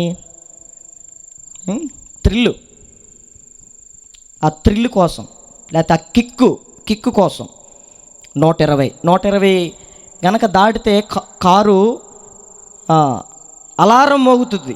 80 దాటితేనే మోగిద్ది, 120 దాటితే ఏకదాటిగా మోగుతానే ఉంటుంది. అది పట్టించుకోడాడు. ఎందుకంటే స్టేటస్లో నేను ఎంత నడిపానో మా వాళ్ళు చూడాలా. ఈడు పోవటం కాదు, కొంతమంది స్నేహితులు ఉంటారు కారులో ఎక్కుతారు కదా, అది ఒకే రోజు అన్ని ఫోటోలు ఒక్కొక్కళ్ళు ఒక్కొక్క రీతిగా స్టేటస్లో పెట్టుకుంటారు. ఇక లేరు.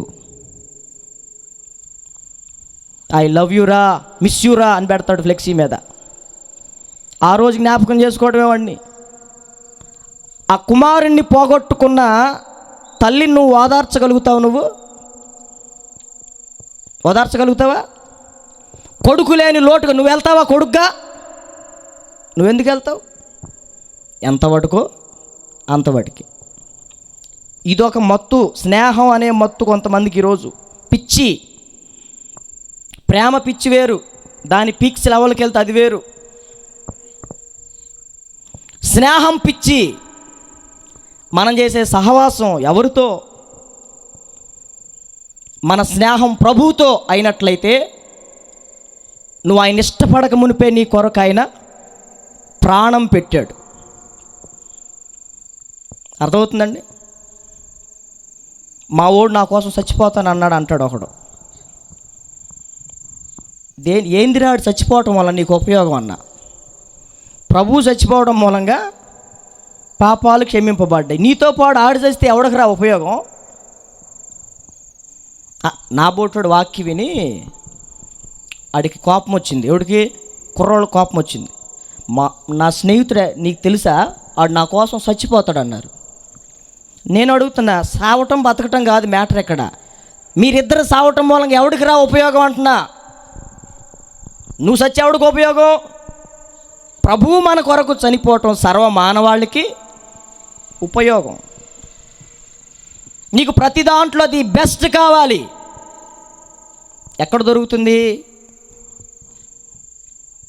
కొంతమంది ఇలా పాడారు, సంతోషం ఎక్కడ ఉందని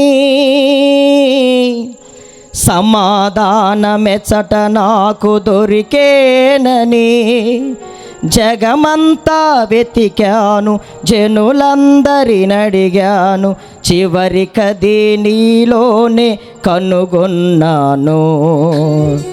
ఎంత మంచి దేవుడవయ్యా యేసయ్యా, చింతలన్నీ తీరేనయ్యా నిన్ను చేరినా. నా చింతలన్నీ తీరేనయ్యా నిన్ను చేరినా. ఎంత మంచి దేవుడవయ్యా యేసయ్యా, చింతలన్నీ తీరేనయ్యా నిన్ను చేరినా. నా చింతలన్నీ తీరేనయ్యా నిన్ను చేరినా. సంతోషం ఎక్కడ ఉందని సమాధానమెచ్చట నాకు దొరికేనని. సంతోషం ఎక్కడ ఉందని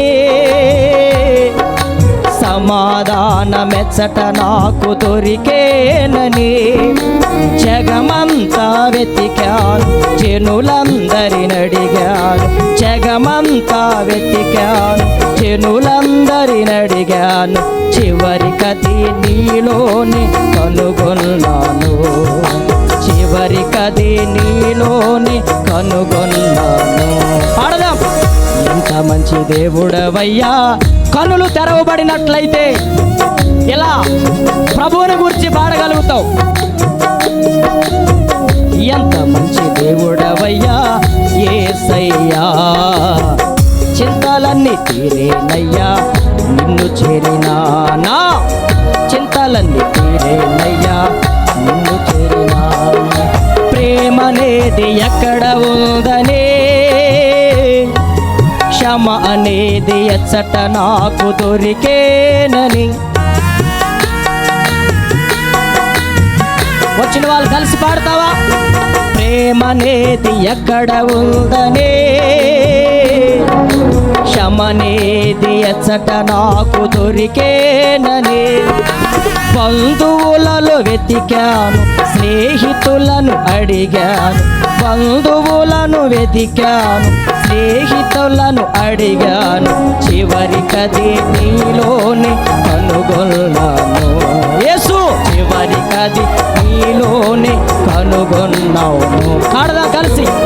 ఎంత మంచి దేవుడవయ్యా యేసయ్యా, చింతలన్నీ తీరేనయ్యా నిన్ను చేరినా.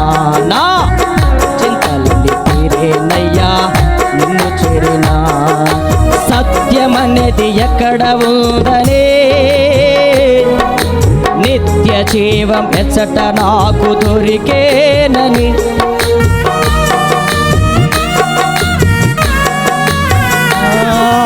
సత్యమనేది ఎక్కడ ఉందనే,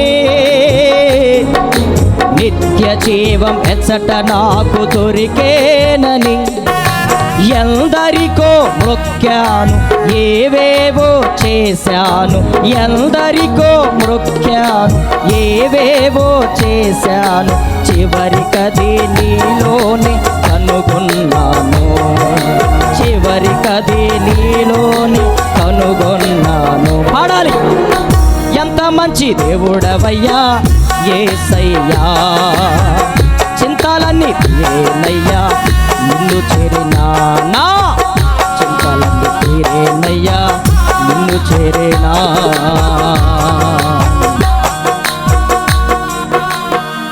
ఆయనకు అర్థమైంది ఎంత మంచోడో. నీకింకా నీ పిచ్చేందో కానీ నీ స్నేహితుడి గురించి నీకు అర్థమైనట్టుగా దేవుడి గురించి అర్థం కాల.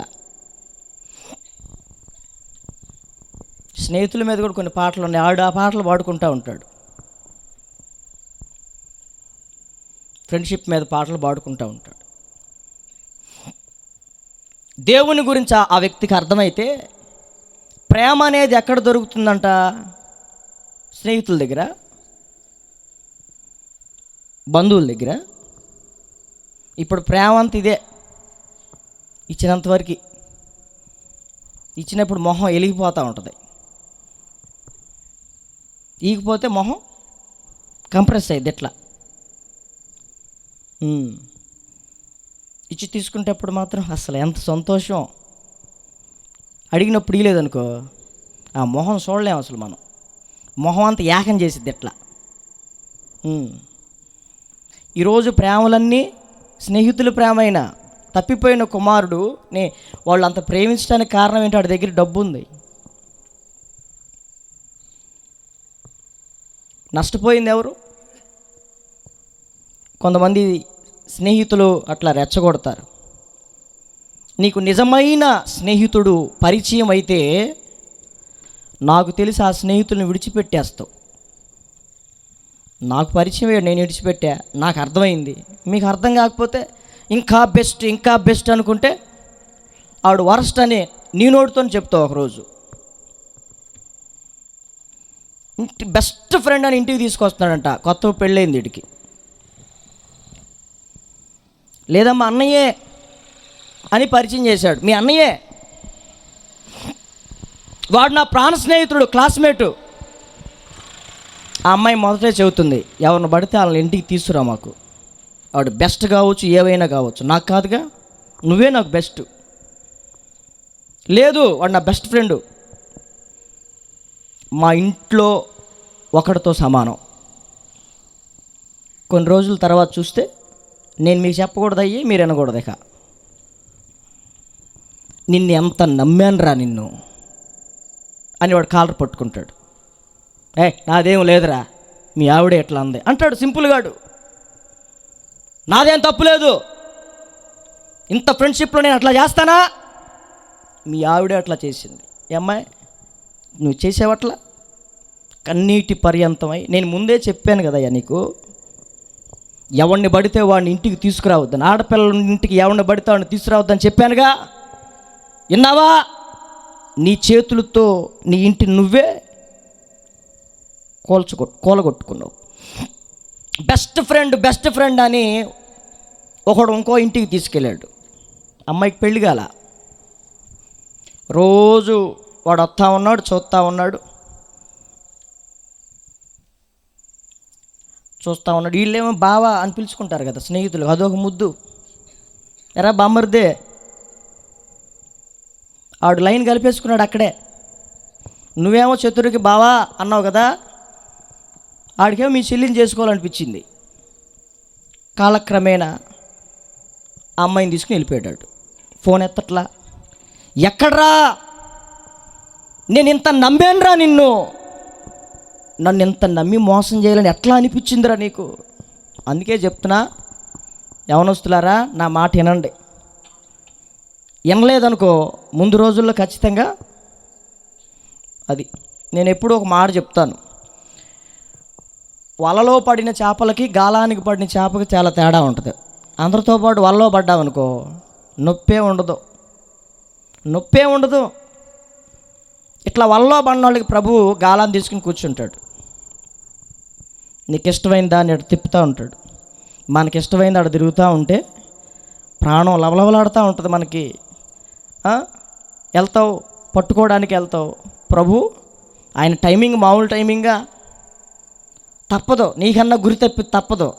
లాగితే విలవిలలాడి పోతావు. తినేసి వెళ్ళిపోదాంలే, తప్పించుకుందాం అనుకుంటావు కదా. అందుకనే కాళ్ళు చెయ్యో ఎరిగిన తర్వాత అప్పుడు నమ్ముకోవాలనిపించింది. నాకు బలము ఉన్నంత వరకు నమ్మలేదు నా యేసుని, బలమంతా పోయాక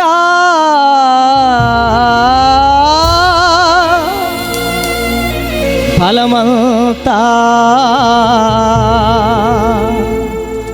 పోయాక అప్పుడు అంటున్నాడు, ఏమంటున్నాడు? నమ్మాలని ఉంది ప్రభు యేసుని. ముందే చెప్పాడుగా, వల్లో పడితే సరిపోయేదిగా. ఆయన ఈగోని హట్ చేసావు, గాలం వేసి కూర్చున్నాడు. నిన్ను ఎట్లా పట్టుకోవాలని అర్థమవుతుందా? గాలానికి పడిన చేప విలవిలలాడిపోద్ది. ప్రభు నీ కోసం కనుక యవనస్తుడు అట్లా కూర్చుంటే ఎంత ఆరోగ్యంగా రక్షింపబడు. నేను చెబుతున్నా, ఎంత ఆరోగ్యంగా అయితే దేవుడు నిన్ను రక్షించడు.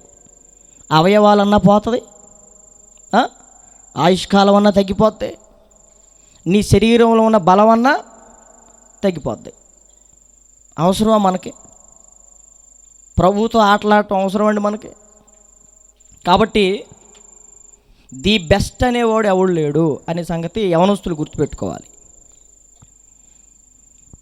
ఆ స్నేహాలు అలా అనిపిస్తాయి. మొదట ఒకని ఎదుట సరైనదిగా కనబడు మార్గము కలదు, యథార్థంగా ఉంటుంది, తుదకు మరణానికి దారితీస్తుంది. వాడు చేసిన పనికి వీడికి చచ్చిపోవాలనిపించింది. నన్ను నమ్మించి మోసం చేశాడు. చాలామంది యవనస్తులు ఆత్మహత్యలు చేసుకోవట్లేదండి. చదువుకున్న వాళ్ళుగా, చదువు లేని. ఎందుకు ఇవన్నీ? పాప నియమానికి ఆత్మ నియమానికి మధ్యలో మనిషి సతమతమైపోయి నలిగిపోతూ ఉన్నాడు. ఇది ఎట్లా ఉంటుందో చెప్తాను, నేను అర్థమయ్యేటట్టు మీకు. ఒక పురుషుడు ఉన్నాడు, ఒక పక్క భార్య, ఒక పక్క తల్లి. ఏమో బాధ చేస్తూ ఉంటుంది, మీ అమ్మని జాగ్రత్తగా ఉండమని చెప్పు అంటుంది. ఏమంటుంది, నీ పెళ్ళాన్ని కంట్రోల్ పెట్టుకో. ఇక రోజు నేను 2 విషయాలు చెప్పి ఇప్పుడు మీకు రోజు జరిగే సంగతులకు మీరు ఆలోచించుకోండి. ఈ 2 బోధలకి మనోడికి మైండ్ పోయి, కొంతమందిని నేను చూస్తూ ఉంటా, పెద్దగా అరుస్తాడు ఫోనుల్లో. చేతిలో ఫోన్ ఉంటే లాగి కింద పెట్టి కొడతాడు. హెల్మెట్ ఉందంటే బండిని పెట్టా కొట్టి పగల. అంత కోపం నిజంగా లావిడ పక్కన ఉంటే ఉంటుంది. అలా జరగకూడదు. అంత ప్రచండమైన కోపం. అంటే ఒకవైపు భార్య, ఒకవైపు తల్లి. పొద్దున్న చెప్పాను మీకు దీని గురించి. బ్యాలెన్స్ చేయాలి. సర్కస్ చేసేవాడు తాడు మీద నడుస్తూ కర్ర తీసుకుని బ్యాలెన్స్గా నడుస్తాడు. నడిస్తే అందరు చప్పట్లు కొడతారు. నీ కుటుంబం భార్యని ఎంత కంట్రోల్లో పెట్టాడురా, తల్లిని ఎక్కడ పెట్టాలి అక్కడ పెట్టాడురా, చప్పట్లో అంటారు. మిమ్మల్ని కొట్టమనలా, మిమ్మల్ని చూసి వాళ్ళే కొడతారు. బ్యాలెన్స్ చెయ్యలేక కింద పడ్డావనుకో నవ్వుతారు, నవ్వులు పాలైపోతావు. అట్లా నువ్వు బ్యాలెన్స్ చేసుకోగలగాలి. కొంతమందికి అంత ఒత్తిడి. ఒకవైపు భార్య, అటు భార్యని కాదనలేడు, ఒకవైపు తల్లి ఆమెనే కాదనలేడు, ఒకవైపు మనకు పాపం అది కావాలి, ఒకవైపు దేవుడు అది కూడా కావాలి. రెండిటి మధ్యలో నలిగి సచ్చేది నువ్వే. ఏదన్నా ఒకవైపుకు రావాలి. ఉంటే చల్లగానైనా ఉండు, వెచ్చగానైనా ఉండు, నులివెచ్చలుగా ఉండొద్దని చెప్పింది వాక్యం. మనకేమో ఇది కావాలి, అది కూడా. ఈ 2 కావాలని ఎప్పుడైతే నువ్వు పరితపిస్తావో నీ జీవితం గందరగోళం. ఒక డైలమాలో ఉంటావు. నీ జీవితం నీకు అర్థం కాదు, నీ గమ్యం నీకు అర్థం కాదు. బైబిల్ గ్రంథంలో ఒక మాట ఉంటుంది. ప్రసంగి గ్రంథం 10వ అధ్యాయం 15వ వచనం. ప్రసంగి గ్రంథం 10వ అధ్యాయం 15వ వచనం. ఊరికి పోవు త్రోవ ఎరుగని వారై బుద్ధిహీనులు తమ ప్రయాస చేత ఆయాస పడతారు. సరి అయినదే అని ప్రయాణం అయ్యారు. ఈ జర్నీ మంచిదే, ఈ రూట్ మంచిదే, ప్రయాస పడతా ఉంటారు, కానీ ఊరికి పోయే మార్గం కనబడదు.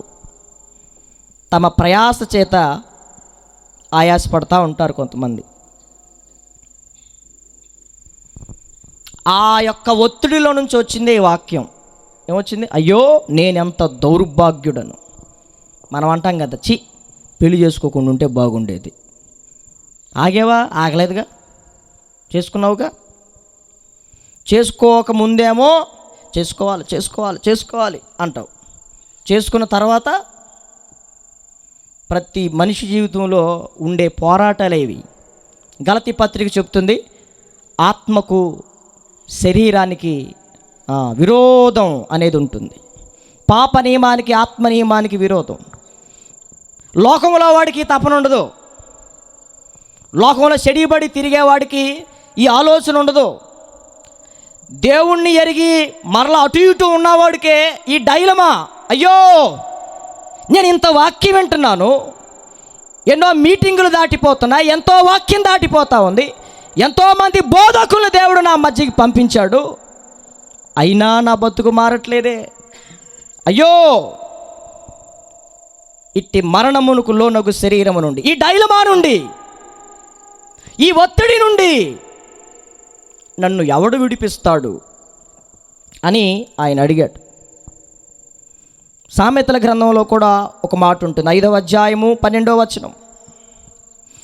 సామెతల గ్రంథం 5వ అధ్యాయం 12వ వచనం. అయ్యో ఉపదేశము నేనెట్లు త్రోసివేసి తిని, నా హృదయము గద్దింపునెట్లు తృణీకరించెను, నా బోధకుల మాట వినకపోతిని, నా ఉపదేశకులకు నేను చెవియొగ్గలేదు. అయ్యో వింటే బాగుండేది యవనస్తుల కూడికలో, మా అమ్మోళ్ళ మాట వింటే బాగుండేది, నాకప్పుడు అది సరైనగా అనిపించింది అమ్మాయిని చేసుకోవటం, ఇప్పుడు దాంతో చచ్చిపోతున్నా.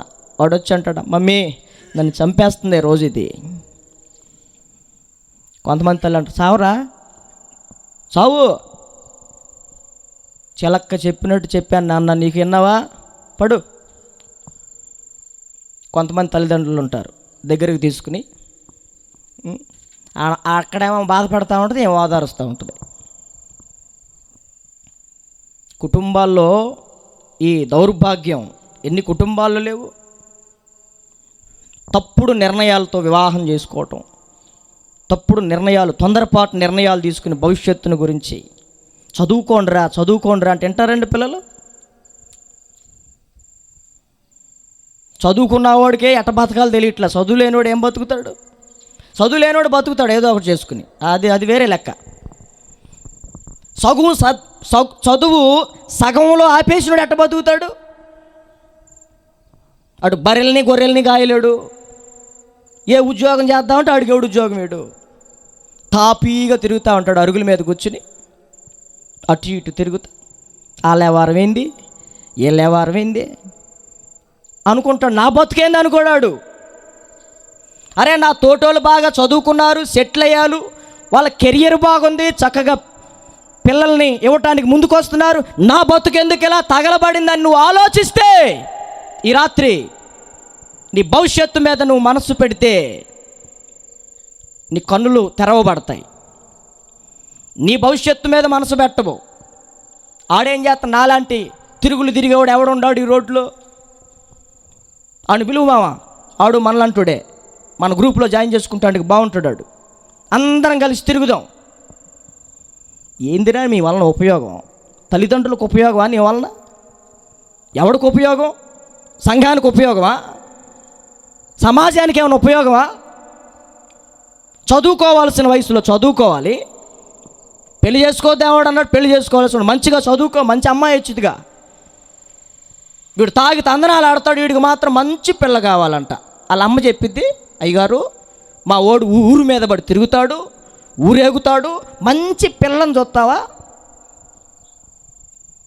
నాకు వస్తుంది కోపం. అప్పుడు 42వ కీర్తన చదువుకుంటాను నేను ఎక్కువ. నా టెన్షన్లో, నా ఒత్తిడిలో 42వ కీర్తన నాకు చాలా ఇష్టం. అక్కడ ఒక మాట ఉంటుంది, నా చదివారా మీరు? ఏముంటుందో తెలుసా అక్కడ?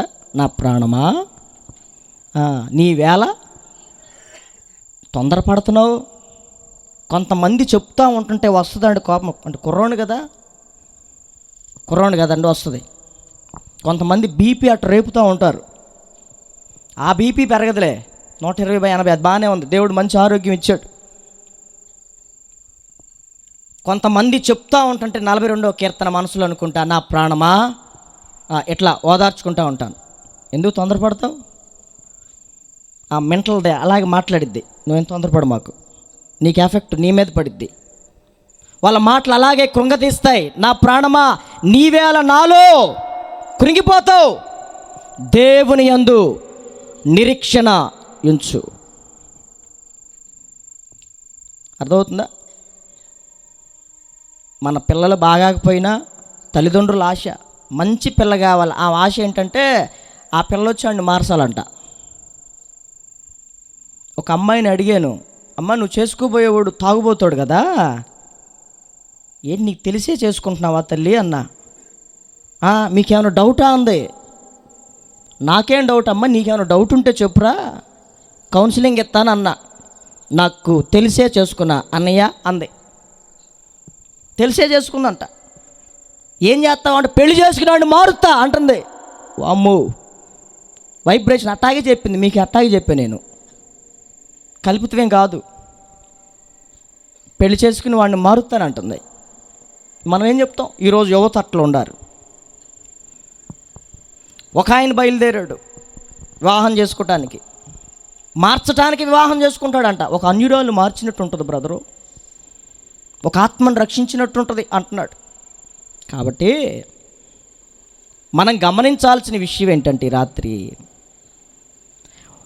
మన ఎదుట సరైనదిగా కనబడు మార్గము ఉంటుంది, యథార్థంగా ఉంటుంది, చివరికి అది మరణానికి త్రోవ తీస్తుంది అనే సంగతి ఈ రాత్రి మీరు గుర్తుపట్టాలి. ఇర్మియా గ్రంథం 6వ అధ్యాయం 16వ వచనం. ఇర్మియా గ్రంథం 6వ అధ్యాయం 16వ వచనం. యెహోవా ఇలాగు సెలవిచ్చుచున్నాడు, మార్గములలో నిలిచి చూడుడి, పురాతన మార్గములను గురించి విచారించుడి, మేలు కలుగు మార్గం ఏదని అడిగి అందులో నడుచుకొనుడి, అప్పుడు మీకు నెమ్మది కలుగును. అయితే వారు మేము అందులో నడుచుకొనమని చెప్తున్నారు. అది విషయం. కొంతమంది సమాధానాలు అంతే ఉంటాయి. ఎవరికి కావాలి నీ బోధ? యోబు గ్రంథము 21వ అధ్యాయం 14వ వచనం చదవండి. యోబు గ్రంథం 21వ అధ్యాయము 14వ వచనం. వారు నీ మార్గములను గూర్చిన జ్ఞానము మాకు అక్కరలేదు, నీవు మమ్మును విడిచిపొమ్మని దేవునితో చెప్పుదురు. ఇలాంటి వాళ్ళని మనం చూస్తున్నాం. సువార్త చెప్తుంటే వినడు, మంచి చెప్తే వినడు, మంచి భవిష్యత్తును గురించి ఆలోచన చెప్తే వినడు. ఈరోజు యవన బిడ్డలకి మంచి ఆలోచనకర్తలు ఉండాలి. బైబిల్ అంటుంది నాయకులు లేని జనులు చెడిపోతారు అని. ఆలోచనకర్తలు అనేకులు ఉండుట రక్షణకరం అని సామెతల గ్రంథం 11వ అధ్యాయంలో మనకి కనపడతా ఉంటుంది. ఈరోజు యవనస్తులకి ఏముండాలి చెప్పండి? ఆలోచన చెబుతుంటే భవిష్యత్తును గురించి వాళ్ళు ఏమంటున్నారు? నీ మార్గములను గూర్చిన జ్ఞానము మాకు అక్కర, నీ ఫిలాసఫీ ఆపు, మాకు తెలుసు మా లైఫ్ గురించి అంటాడు తల్లితో. నీ ఫిలాసఫీ ఆపయ్యా, నీ వాక్యాలు ఏవో 4 మాటలు చెప్పుకుని బతికేవాడు నువ్వు కూడా నాకు చెప్తావా అంటాడు. ఎవరికైనా చెప్పుకో. మూర్ఖత్వం. అందుకే బైబిల్ అంటుంది, ఇంత గొప్ప రక్షణను నిర్లక్ష్యము చేసిన ఎడల ఒక్కడు కూడా తప్పించుకోలేడు మీలో అని అర్థం. దీన్ని ఎట్ట కూడా చెప్పొచ్చుగా. బైబిల్లో ఇంకొక వాక్యం ఉంది, మిమ్మల్ని విడవను, ఎన్నడూ ఒక్కడిని కూడా మర్చిపోయేది లేదు, నేను వదిలిపెడతాడండి ఒక్కరినన్నా? ఇంత గొప్ప రక్షణని, రక్షకుడిని నిర్లక్ష్యం చేస్తే మనం ఎలా తప్పించుకుంటాం? ఈరోజు నీ నిర్ణయాలు, నీ తొందరపాటు నిర్ణయాలు నీకు సరైనదిగా కనపడతాయి, యథార్థంగా కనపడతాయి, కానీ నిన్ను ఎక్కడికి తీసుకెళ్తాయి? నరకానికి తీసుకెళ్తాయి, పాపంలోనికి తీసుకెళ్తాయి, మరణములోనికి తీసుకెళ్తాయి. కాబట్టి నా దేవుని ప్రియులరా, మనం ఈ రాత్రి ఈ యవనస్తుల కూడిక చివరి దినం ప్రభువు మనతో మాట్లాడిన మాటలు, నీ నిర్ణయం సరైనదేనా? బైబిల్లో అహీతోపేలు అని ఒక ఆయన ఉన్నాడు. ఆయన ఆలోచన చెప్తాడు. అచ్చం ఎలా ఉంటుందంటే దేవుని యొద్ద నుండి వచ్చినట్టే ఉంటుంది, కానీ దేవుని యొద్ద నుంచి వచ్చింది కాదు. సొలొమోను కుమారుడు ఉన్నాడు రెహబాం అని.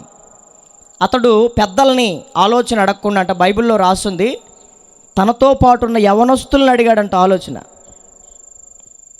తన జీవితం పాడైపోయింది.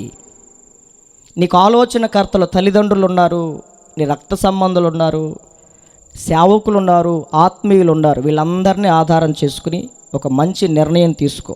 నీకు నీవే నిర్ణయం తీసుకో. మాకు ఉదయకాలం సమయం చెప్పాను, యెహోవా యందలి భయభక్తులు గలవాడెవడో వాడు కోరుకొనవలసిన మార్గాన్ని దేవుడు బోధిస్తాడు. నిర్ణయం నువ్వు చెయ్యి. మాకు ప్రభు ఏం చెప్తాడో అది నిర్ణయం చెయ్యి. నీ ఇష్టమే నా ఇష్టం ప్రభువా అని కనుక నిన్ను నీవు అప్పగించుకుంటావా?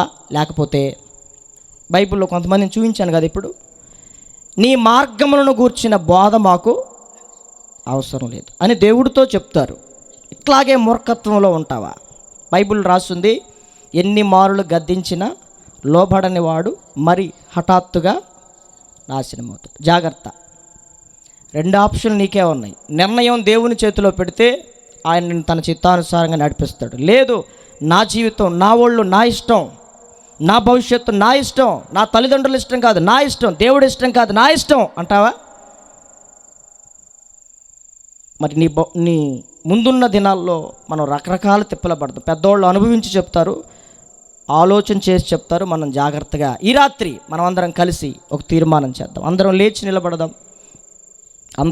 నిలబడదాం. మన కొరకు, మన బిడల కొరకు ఒక తీర్మానాన్ని చేద్దాం. పాప నియమములో నుండి ఆత్మ నియమములోనికి నడిపించు ప్రభువా. చెయ్యాలనుకుంటున్నాను కానీ చేయలేకపోతున్నాను. అపోస్తలుడైన పౌలుని పాప నియమము నుండి విడిపించి ఆత్మ నియమములోనికి నడిపించాడు.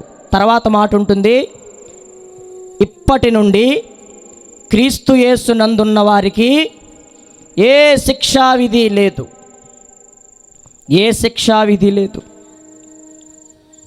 ఆత్మ నియమములో ఉన్నవాడికి శిక్ష ఉండదు, క్షమాపణ ఉంటుంది, కృప దొరుకుతుంది, అవకాశం దొరుకుతుంది.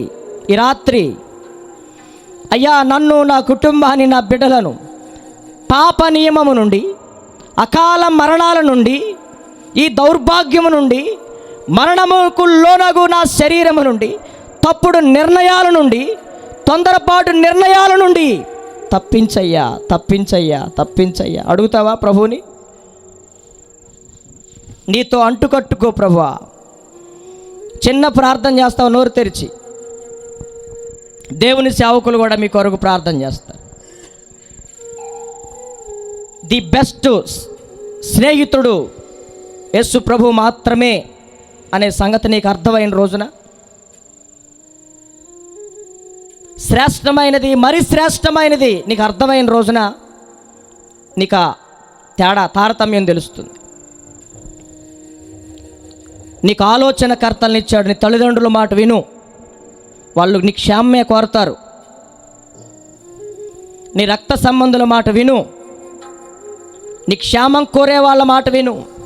నీ క్షేమకాలములో నీతో మాట్లాడే దేవుడి మాటలు విని రాత్రి ఇప్పటికీ క్షేమాన్ని ఇచ్చాడు నీకు. ఏ రోగం లేదు,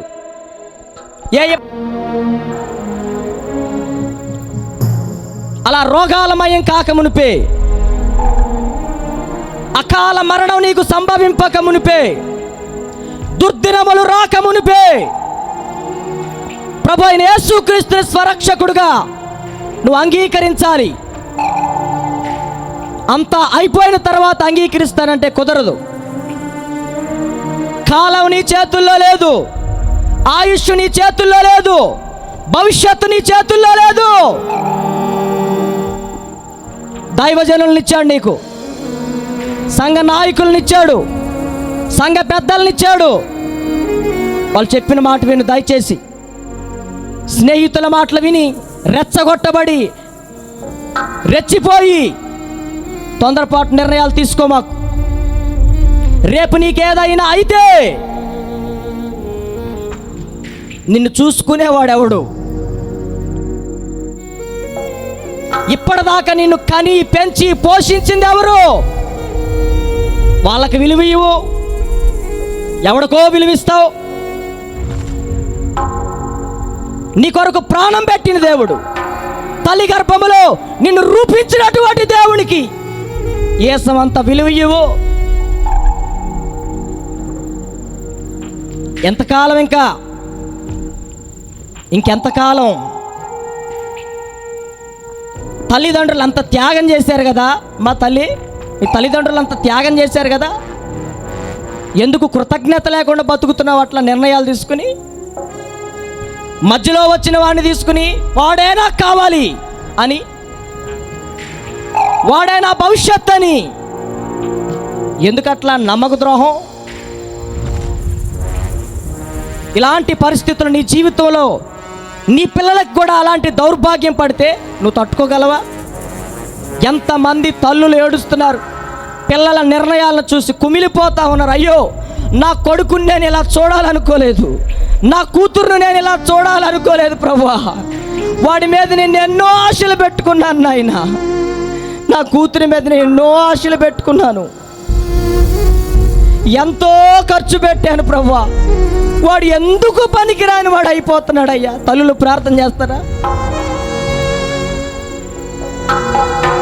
ఎంతో ప్రార్థన చేస్తే పుట్టినోడయ్యా వాడు ఎందుకు ఇట్లా అయిపోతున్నాడో నాకు అర్థం కావట్లేదు నాయన. నా బిడ్డలను ఒక్కసారి దర్శించు ప్రభువా. వాడికి ఎన్ని చెప్పినా అర్థం కావట్లేదు నాయన. నా మాటలను అర్థం చేసుకోగలిగిన ఏకైక దేవుడవు నీవే ప్రభువా. నా బిడ్డలకు ఒక మంచి భవిష్యత్తుని, ఒక మంచి దారి చూపించు నాయన. నా బిడ్డలకు ఒక మంచి భవిష్యత్తుని ప్రభువా. ఈ లోక స్నేహాలలో పడి కొట్టుకొని పోనీయొద్దు నాయన. నా బిడ్డల చుట్టూ కంచె వేయి ప్రభువా. వీధులలో పసిపిల్లలు లేకుండా, రాజమార్గంలో యవనులు లేకుండా మరణం కిటికీలు ఎక్కుతా ఉంది ప్రభువా. నా బిడ్డలు బయటికి వెళ్ళిన వాడు క్షేమంగా వస్తాడా లేడా అని నీ తల్లి ఎంత ఎదురు చూస్తుందిరా నీ కోసం. అడ్డమైన తిరుగుళ్ళన్నీ తిరిగి వస్తావు. ఎన్ని సంవత్సరాల కష్టార్జితాన్ని తిన్నావు, కృతజ్ఞత ఉందా నీకు? ఉచితంగా దేవుడిచ్చిన ఆయుష్ కావాలి, ఆరోగ్యం కావాలి, భవిష్యత్తును అనుభవిస్తున్నావు. ఏ సమంత కృతజ్ఞత ఉందా దేవుడి మీద నీకు? ఎందుకు దేవుడు అంటే నీకు అంత కోపం? ఏం చేశాడు నిన్నేం మోసం చేశాడు? నీకేది కాకుండా చేశాడు? ఎందుకు దేవుడు అంటే నీకు అంత కోపం పెంచుకుంటున్నావు? నీ తల్లిదండ్రుల కంటే కూడా ఎక్కువ తన ప్రాణమంతా దారపోసాడు కదా. నీ స్నేహితులు నీకు ఎంతవరకు చేయగలరు? నీ పొరుగు వాళ్ళు నీకు ఎంతవరకు చేయగలరు? ఎవనుడా ఈ రాత్రి ఒక్కసారి ఆలోచించవా? ఒక్కసారి నా మాట వినవా? ఎటువైపు వెళ్ళిపోతున్నావు? నీ తల్లిదండ్రులు నీ కోసం ఎంత ప్రయాసపడుతుంది, నీ కోసం ఇంకా ఎదురు చూస్తుంది. వీడు రాలేదు, పిల్ల రాలేదు. ఎందుకు ఎంతకాలం అట్లా తల్లిదండ్రులను మోసం చేస్తావు? అమ్మ, ప్రార్థన చేస్తారా తల్లులు? బాధ లేదా బిడ్డల గురించి? అలా ఉండటమే బాగుందా? నా బిడ్డలను విడిపించు ప్రభువా. తప్పుడు నిర్ణయం తీసుకున్నాడయ్యా. వాళ్ళకి మంచి భవిష్యత్తుని ప్రభువా. వాళ్ళని సరిచేయి, పాడైన ప్రతి దాన్ని బాగు చేసే దేవుడు నాయన. ఈ యవన బిడ్డలకి మంచి భవిష్యత్తుని ప్రభువా అని ప్రార్థన చేసుకోండి. దేవుని సేవకులు మన కొరకు ప్రార్థన చేస్తారు.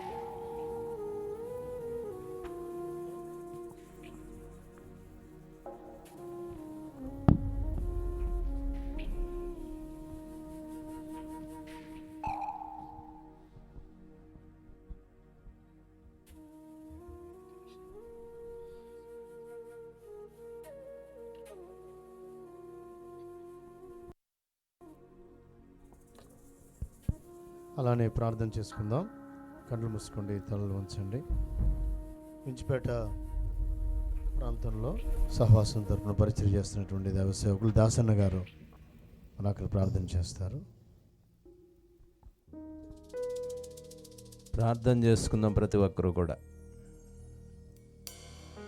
మా నోరు తెరవండి, మౌనంగా ఉండే సమయం కాదు ఇది. అమ్మ తల్లులారా, నోరు తెరిచి చిన్న ప్రార్థన చేసుకో.